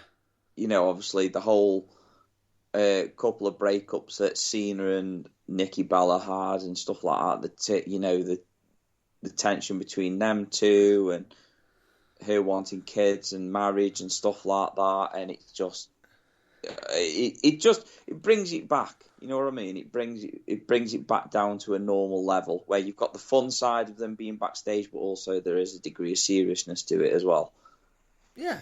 And I've also realised that some female wrestlers were actually just getting over drug addiction or alcoholic. You know, they were alcoholics. You know, Yeah. they'd been clean and stuff like that, and listening to their stories, it's very fucking interesting. Minus the drama. If you put the drama to one side and you watch it, it is really intriguing. Yeah, because you're getting a bit of an insight. And also, with the flashbacks as well, I think to myself, it's like, so, say if I remember a certain part, and I'm like, I remember the certain time of when it happened, like the whole Natalia and Paige matches when she licked her face and stuff like that. Then you know what happened backstage, and I'm like, oh, I remember that. Yeah. It brings it all together as a whole, and I'm just like, it's really, really interesting. Yes. It is. And I mean, obviously, kayfabe's fucking dead now anyway. You can keep a degree of kayfabe for, the argument of kids' sakes, but as adults... It's real to me, damn it. It's not real to you. Then why did you oversell a nipple twist? Because it hurts. How do you explain the psychic wrestler who psychically twisted somebody's penis? Is that real to you, damn it? Wasn't saying it was real. I was just you quoting. Saying no? Was that real to you, No, Matt it Burns? wasn't. Not to me. Of course it wasn't. Of course it wasn't. I was just using the phrases, you get some people who say that. Fuck's sake. You have to take everything literal. No. I don't believe you. I don't believe you. I think you're full of shit. Well, you've got a stomach. Last time I checked. So you're full of shit. I'm full of shit. Everyone's full of shit. What's my stomach got to do with me being full of shit? Because you have to go shit, don't you, now and again? So what, out of my stomach? No, out of your body. Out of my intestines, Mr. Byrne. Oh, I'm sorry. I'm not a doctor. You're supposed to be the intelligent one. How much information do you think I can retain? Wow. Just fucking wow. So How much information? No. Next time you go for have a sit down wee matey, and you'll see straight through to China because you dropped your bowels, I'm going to remind you that it came from your bowels. That came out of your butthole, landed in the toilet like a nuclear bomb, and went straight through to China. Yeah, just feel sorry for what happened yesterday. Oh, you mean like when I could see you having a poo through the door and I just walked up to the door and went, I can smell you. Oh, no. The aftermath it's a good job that he hadn't actually dropped his bombs by that point, because I probably would have just gone. No, safety reason. All I'll say to you is, I had to vacate the area. I feel sorry because there was only one fucking toilet in the men's room. I at least opened the window. Crack a window. No, it wasn't crack a window. It was like, get the window open, I can't breathe. It's like with your dad with his titties. No, it was proper. I was like, I can't breathe. I don't know if I can go open the window. There we go. It always does make me wonder how sometimes... It's because you've got quite short arms. I wonder sometimes how you actually wipe your arms. I've got short arms. Are you fucking kidding me? No, I don't. No, I don't. I've short arms. Are you like Rex out of Toy Story? Am I fuck? What the fuck? You're definitely not. You're definitely not like the little kid out of Big Daddy, are you? No. I wipe my own ass. I'm not like that, for God's sake. My arms are quite lengthy for someone of my stature. Yes, I'm fucking short in the height. Jesus. Oh God. I think I'm probably, what's even worse is, in my own family and household, I'm probably one of the rare few individuals who can reach the fucking on top of the fucking wardrobes and everything. On top of the kitchen, the kitchen sides. I'm not the one having to step onto fucking chairs. Yeah, but you're not the youngest looking one, so... You're older than me, remember? Yeah, and I still look younger than you. No. Yes. No. Anyway, I always point get being... it all the time. Oh, James, you only look about 30, 31 when I ask people how old they think I am. Oh, you only look about 30, 31. I'm like, oh, thank you. Oh, thank you. No, they just want to abuse you. And I'm just like, oh, do you want me to tell you how old I really am? And he was just like, oh, what? How old are you really? You're not 40, are you? I was like, no, but I'm not far off. I'm 36. Oh, but you look so young. Oh, look at you. And he started pinching your cheeks and... Do you know what I'm just gonna do when they do that? I'm just gonna walk past and just go, he's actually 22. Why would you do that? That's just such a dick move. Rough paper round. That's such a dick move. Really? Yes, that's such a dick move. If you fucking walk around now... You almost fucked up, Dan. You almost fucked up. Oh! What did I say? You almost fucked up. I heard the slip of the tongue almost. It was like... Well, you know what they say. Life is like oral sex. One slip of the tongue, you're in the shit. Yeah, but anyway, it could be worse. It could be just taking a needle to the eye. Fuck it. I took a needle to the eye. Only a select few people will know about that. If everybody's wondering, from a wrestling fan's perspective, you wonder what the car journeys are like for wrestlers when they're going to and from shows. And when you've got to share a car with Charles Kelsey and me, it's not the easiest of car trips. It really isn't. Matt Burns is testament to that. Yes. But when it's coming very, very late to the night and everyone's really tired, it's 1 a.m. and you're just dropping off and a certain song comes on and they literally lean their head forwards whilst everything's quiet and just go, I took a needle to the eye. And they get the words to the song so quietly, we burst out laughing and Matt Burns nearly crashed the car. I took a needle to the eye. I was like, what the fuck what was that? I'm trying to fucking concentrate, you bastard!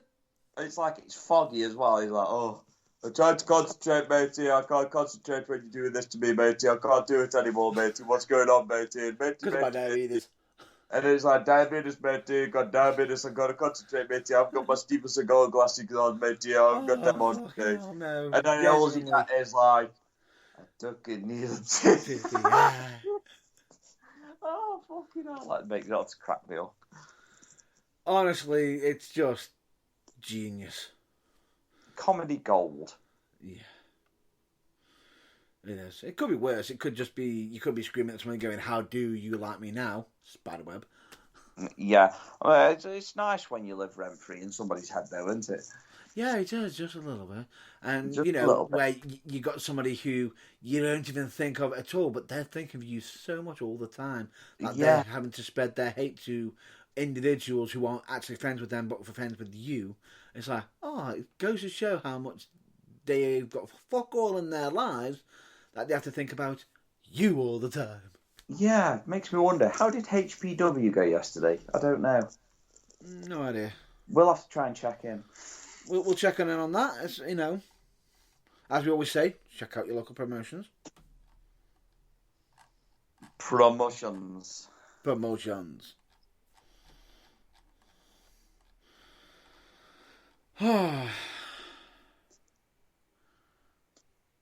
Anyway, for me, There's one topic that I was meant to have discussed last week but didn't discuss this week.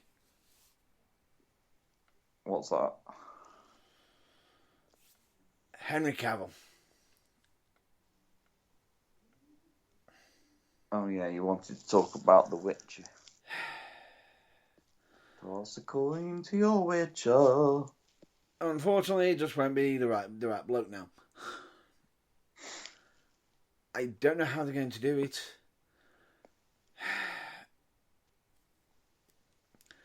You know you fucked up when you've got the guy who loves the whole series, the whole lot, is... Yeah, I'm going to have to pass on this one.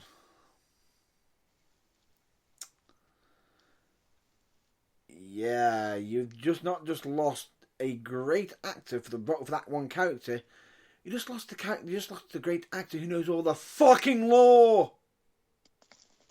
Well, it's not just that though. He knew the character, he knew the fucking lore, and he was like, "Oh God, he was perfect for the role." And now it's just we've got. I don't know. I've got a very big feeling that show's gonna bomb. I feel like it's gonna bomb. I mean, I'm all for giving people a chance, but yeah, it's a little Liam Hemsworth could be good at it. It's a little late in the series, though, to be making changes. A major change like that. Yeah. Because it is a major change. Yeah. Why is it a major change? Really? So what are they going to do? Fucking just do full facial reconstruction. This is his... And don't go down the route of... This is a fake look. His real look is this. No, what you could do is just say, oh, it's just Warner Brothers giving us tips on CGI again. For Henry Cavill.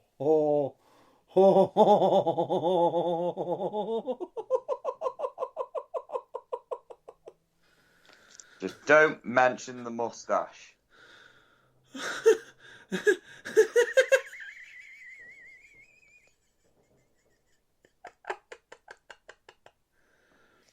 I've got a question for you. Have you watched Black Adam yet? Have you? No. I already had something spoiled of it. Well, yeah, it's a fucking obvious spoiler because The Rock just couldn't hold his tongue. It wasn't The Rock who spoiled it for me. It was for me. I was like, oh, it's another interesting video from The Rock. Let's have a watch. And I instant regret. Oh. It's like, you motherfucker. I had a spoiler warning on it. Yeah, he didn't have a spoiler warning on it. And don't say, oh, it's a bit of a spoiler, literally, and then because you're The Rock, able to speed up your voice to tell us what the spoiler is straight away after you've said it's a spoiler. I'm the one that brought back Superman. I'm like, oh my God, you motherfucker. That's what I'm saying, like, what if you get? That's like literally yelling surprise at somebody. No. When it's dark. And no, I wasn't going to say the usual saying. When it's dark and they've just walked into a room. Surprise! And don't expect that, and you'd be surprised by them swinging a punch at you. Yeah, exactly. That is how spoilers feel to me. So not only am I annoyed, I want to punch Dwayne Johnson on the nose. What, the pebble? I actually watched a Graham Norton fucking video not long ago as well.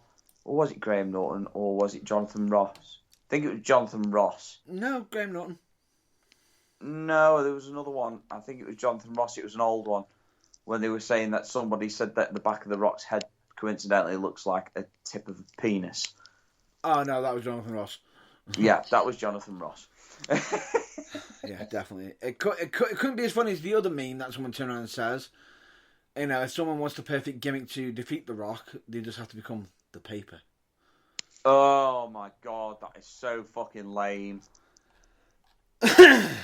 You do know that the game of paper, rock, scissors is actually just a game of a snake eating its own tail.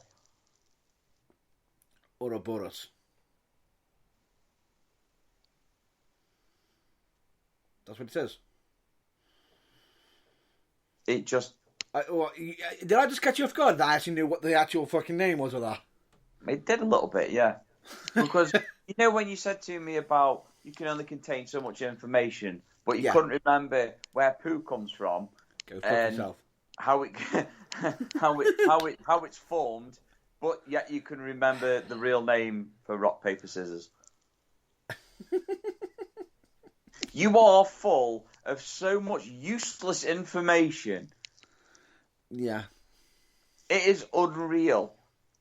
For God's sake, stop flicking through Google, just sign into your Pornhub account and chuff away. No. Spend your time a little bit more constructively in finding a woman. Oh my god, I'm not going to say what I was just about to say there. For fuck's sake. No, I was not going to say that. Good God. Okay. I was going to fire at you just a minute ago, and this is, I know you would have had material to fire back at. Oh, please do say. Even that would even sounds wrong now saying it. I have individuals who literally walk up to me and ask me this question, and I'll just look at them as just to say, it's Movember. It's nothing fucking else to me. If you want to do that, that's up to entirely fucking you. The triple N. You know what I'm referring to, don't you?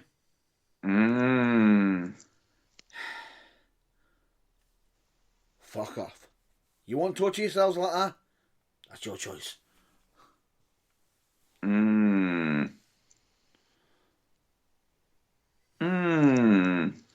Go on. No. You can't think of it.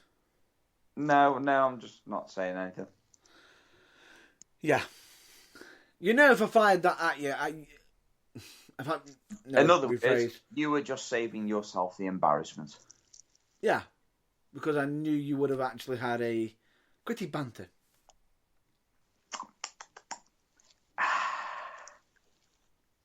Exactly.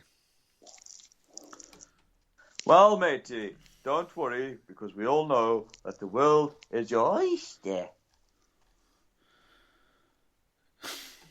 Could be worse, could be moisture. Charmaine, motherfucker. Fuck's sake! Oh, fuck. Fired any more children out lately? No comment. Oh, matey. No comment. Matey, because they do listen in. It's good 14 years. 14 years, matey. He makes you moister than an oyster. Fuck's sake. Just than an oyster. Fucking wow. Don't worry, he has the fluffy mateys. Right. I have a question for you for this week. And it's something you're going to have to answer. Giggity. What's your funny story for the week? Oh.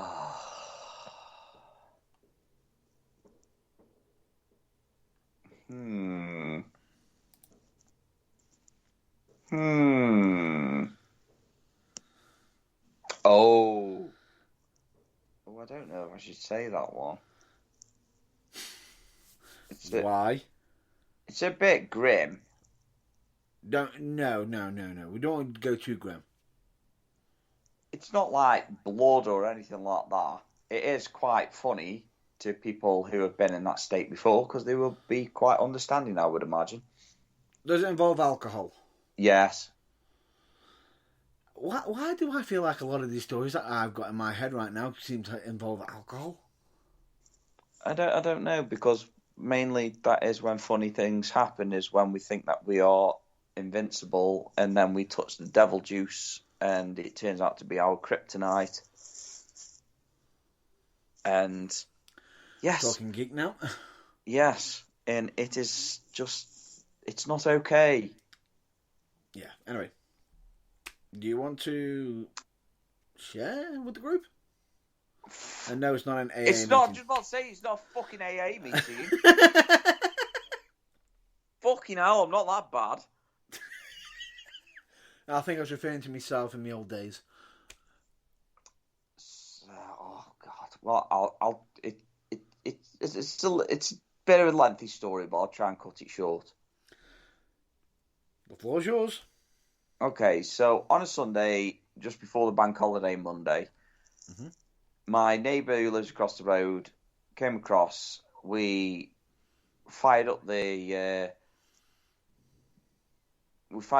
fire on the back in the stove, and we were having a jolly good time. And because it's bank holiday Monday, the next day we haven't got work, so I just said, "Oh well, you fancy a beer?" And he's like, "Oh yeah, sweet. Well, I'll have a beer with you." Yeah, I didn't realise at the time that my stomach was growing an intolerance to ale. Oh dear. And anyway, after about 3 or 4 bottles each of ale and about 7 or 8 cans of Budweiser Light, yes, it was Budweiser Light, but it's still gassy. But then we decided to demolish about a bottle and a half of Jack Daniels with lemonade between us, and my neighbour came round to about midnight, and he was absolutely smashed. He took the sip of his last drink, he looked at me and he just goes, "Hey, can you help me across home, mate?" "Why, what's up?" I'm a bit drunk, and I picked my wife up at 6 in the morning. I said, "You ain't gonna be fucking ready for 6 in the morning, are you? Look at the state of you." Hells no. Anyway, managed to walk him through the house, took him across the road, opened his front door for him. I felt fine at this point, just drunk, just felt drunk. He fell through his door. He lay on the floor on his back, tilted his head up towards me and just went, "Can you just push my feet in the door and then lock the door and push the key through after?" Like, right, okay, how are you getting to bed? "I'll figure that one out, don't worry." "Okay, are you going to be okay?" "Yeah, I'll be fine." "Okay then." Locked the door, pushed the key, got halfway across the road as I was walking back home. And then it suddenly hit me. Oh. I was then also smashed. The fresh air must have really, really hit me. Bearing in mind that we've been sitting outside, so it doesn't really make sense, but I'd gone from the inside to the outside. Yeah. And the fucking road just started, literally, it was like the yellow brick road. It was all twisty and turny and It was higgledy-piggledy. Oh yes. There was no ninky nonks or tinky tonks or binky bonks or higgledy-piggledies or whoopsie daisies. Well, there could be a whoopsie daisy when you hit the floor. Oh, that's just the beginning. So then I proceeded to fall through my side door as I entered my house and fell flat on my face. I managed to then drag myself up off the floor and remembered to lock the door. At least you remembered. And then I thought, oh, I need to put the lid on top of the fire outside, on the chimney of the stove outside. Okay. So as I stumbled through my living room, I must have accidentally tripped up on the carpet and ended up face planting my patio door window. And the only reason why I know this is because when I woke up in the morning, because I don't remember much after that, I just remember being sick outside, and that was it. And having a little bit of a cry to myself. So I woke up on the sofa in the morning, sick bowl by my side, covered in what only could be described as my Sunday dinner from that day. Okay.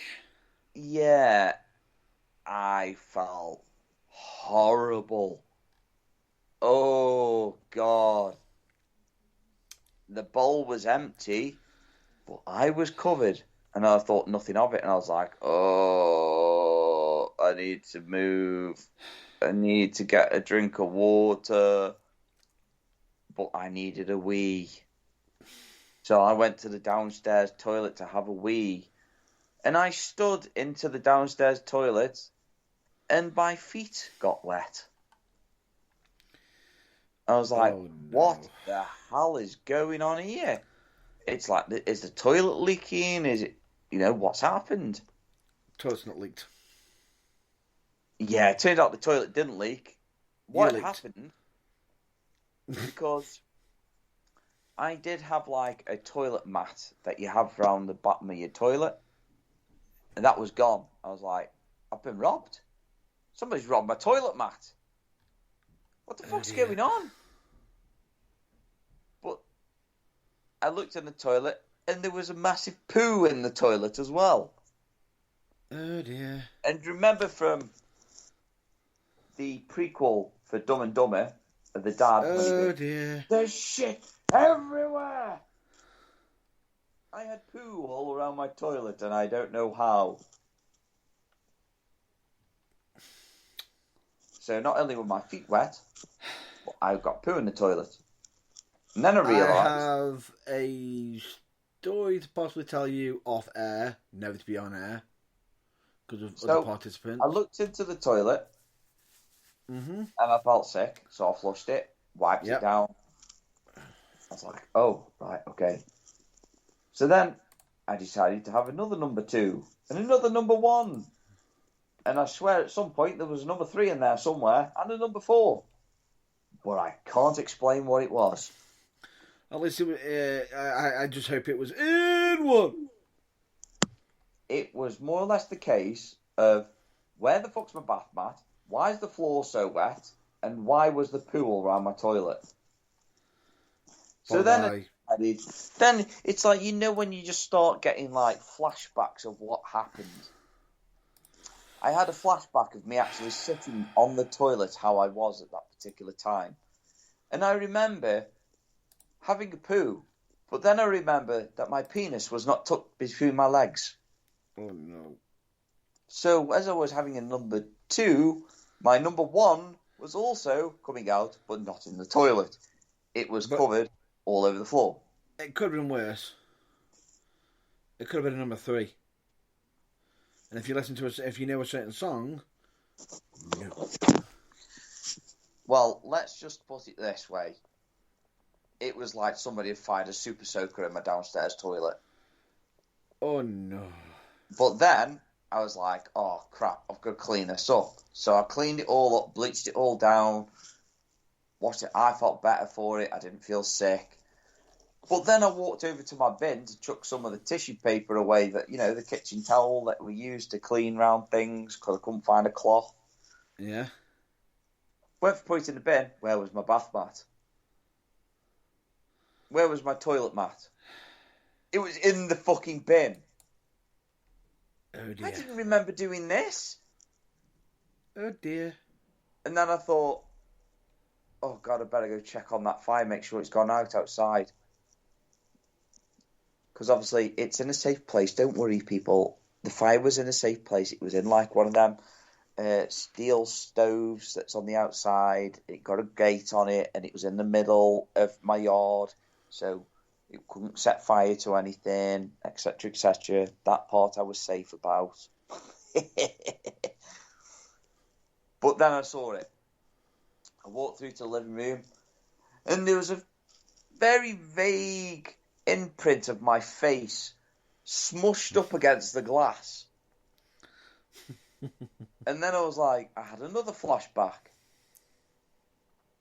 I remember my face, like I must have knocked myself unconscious, because I just remember waking up with my face smushed up against the glass. And then I looked down, and then there was sick all over the floor on the outside. And then I had a phone call saying, how are you feeling today? I feel terrible. Yeah, I'm not surprised. You were crying on the phone last night because you wanted me to come and look after you because you'd thrown up all over yourself, bashed your face into the window, and shit and pissed all over your toilet floor. Oh. Right. Please tell me I didn't do anything else that was embarrassing. No comment. And to this day, that said person will not tell me what I did. And I can't remember it. Now, some would say that was a great night. Not when you wake up covered in piss, shit, and sick. Right. I can possibly top you on that one.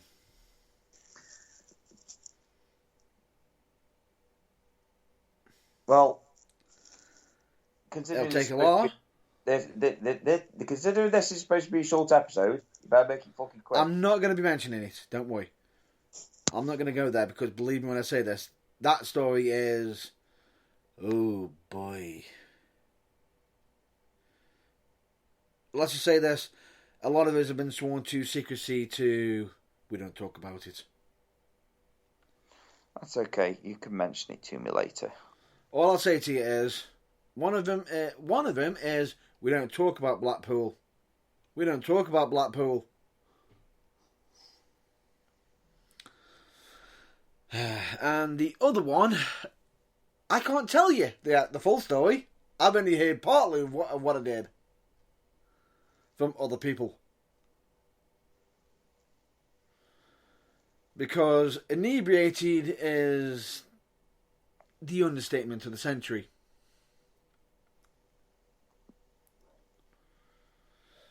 Good boy. I also have the placebo effect story, which I'll save for another time. But if you want more drunken escapades, believe me, I've got a few. I could always go through the Grand National one, but again, that involves drunken escapades and not me doing it. I just couldn't believe that someone was stupid enough to do what is considered the Grand National for 20p. Never mind. Anyway. And the pain that happened. Oh! Never mind. Anyway, we can save that for another time. I think that is for another time, definitely. But we've got enough stories for another time. Yes. No, I'm already doing that. I'm already doing that. As I keep trying to say, we need to wrap up now, people, because not only is it a long episode, which should have been a short episode, but we need to move on and finally wrap up. Okay. Yes, we are going to wrap up. Let's wrap up. Thank you. Wait, we are going to wrap up. No! But we have one more thing to say, and it has to be said. We have to say it because if we don't... This needs to be stated because it's to do with Tuesday.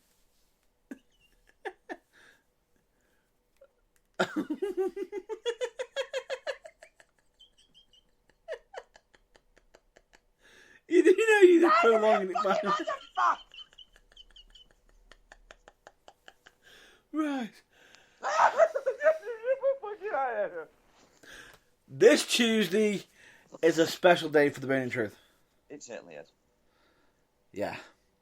And I just realised the irony of it as well, the fact that it's on the 8th as well.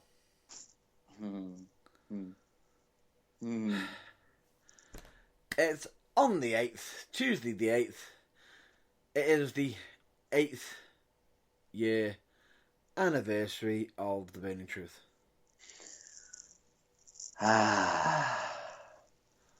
What the fuck happened? I don't know, blinked and farted or sharted, whatever you want to call it. Someone probably played brown noise, and that was it, game over. Yeah, just make sure it's not in my downstairs toilet. No, I think you did enough. I think you punched that enough. Fucking did. I punched that ticket more than enough.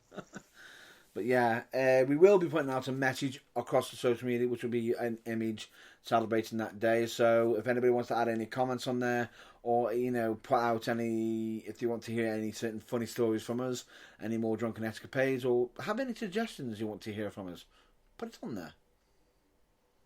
Yeah, put it on there. Put it on there. But with that being said, as always, mental health is a serious matter. It is okay to be not okay. Asking for help isn't a weakness. In doing so, for asking for help, you can find out that there's more care for you than you can ever know, be it either a family member, a friend, even a stranger. Never compare your behind the scenes to other people's greatest hits. Make yourself a priority once in a while. It's not selfish, it's necessary. Be excellent to each other.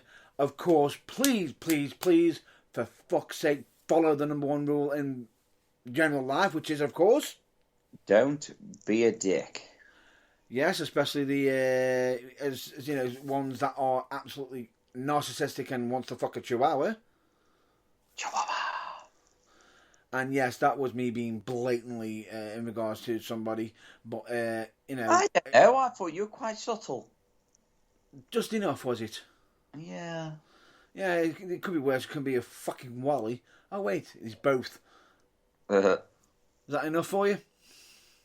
Certainly a filthy bastard.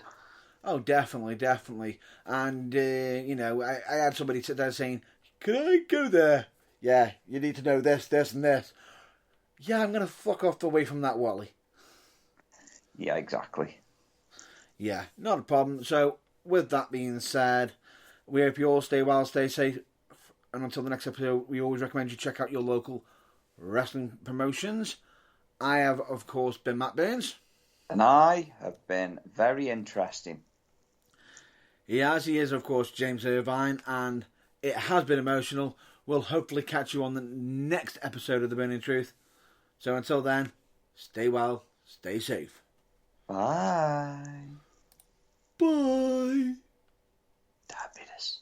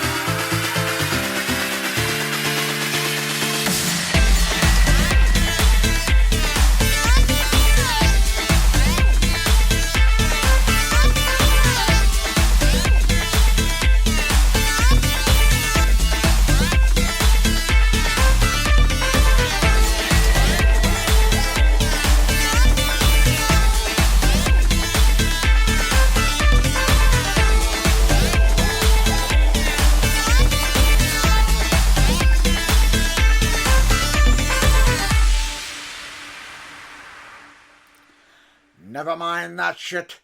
Here comes Rongo. I forgot.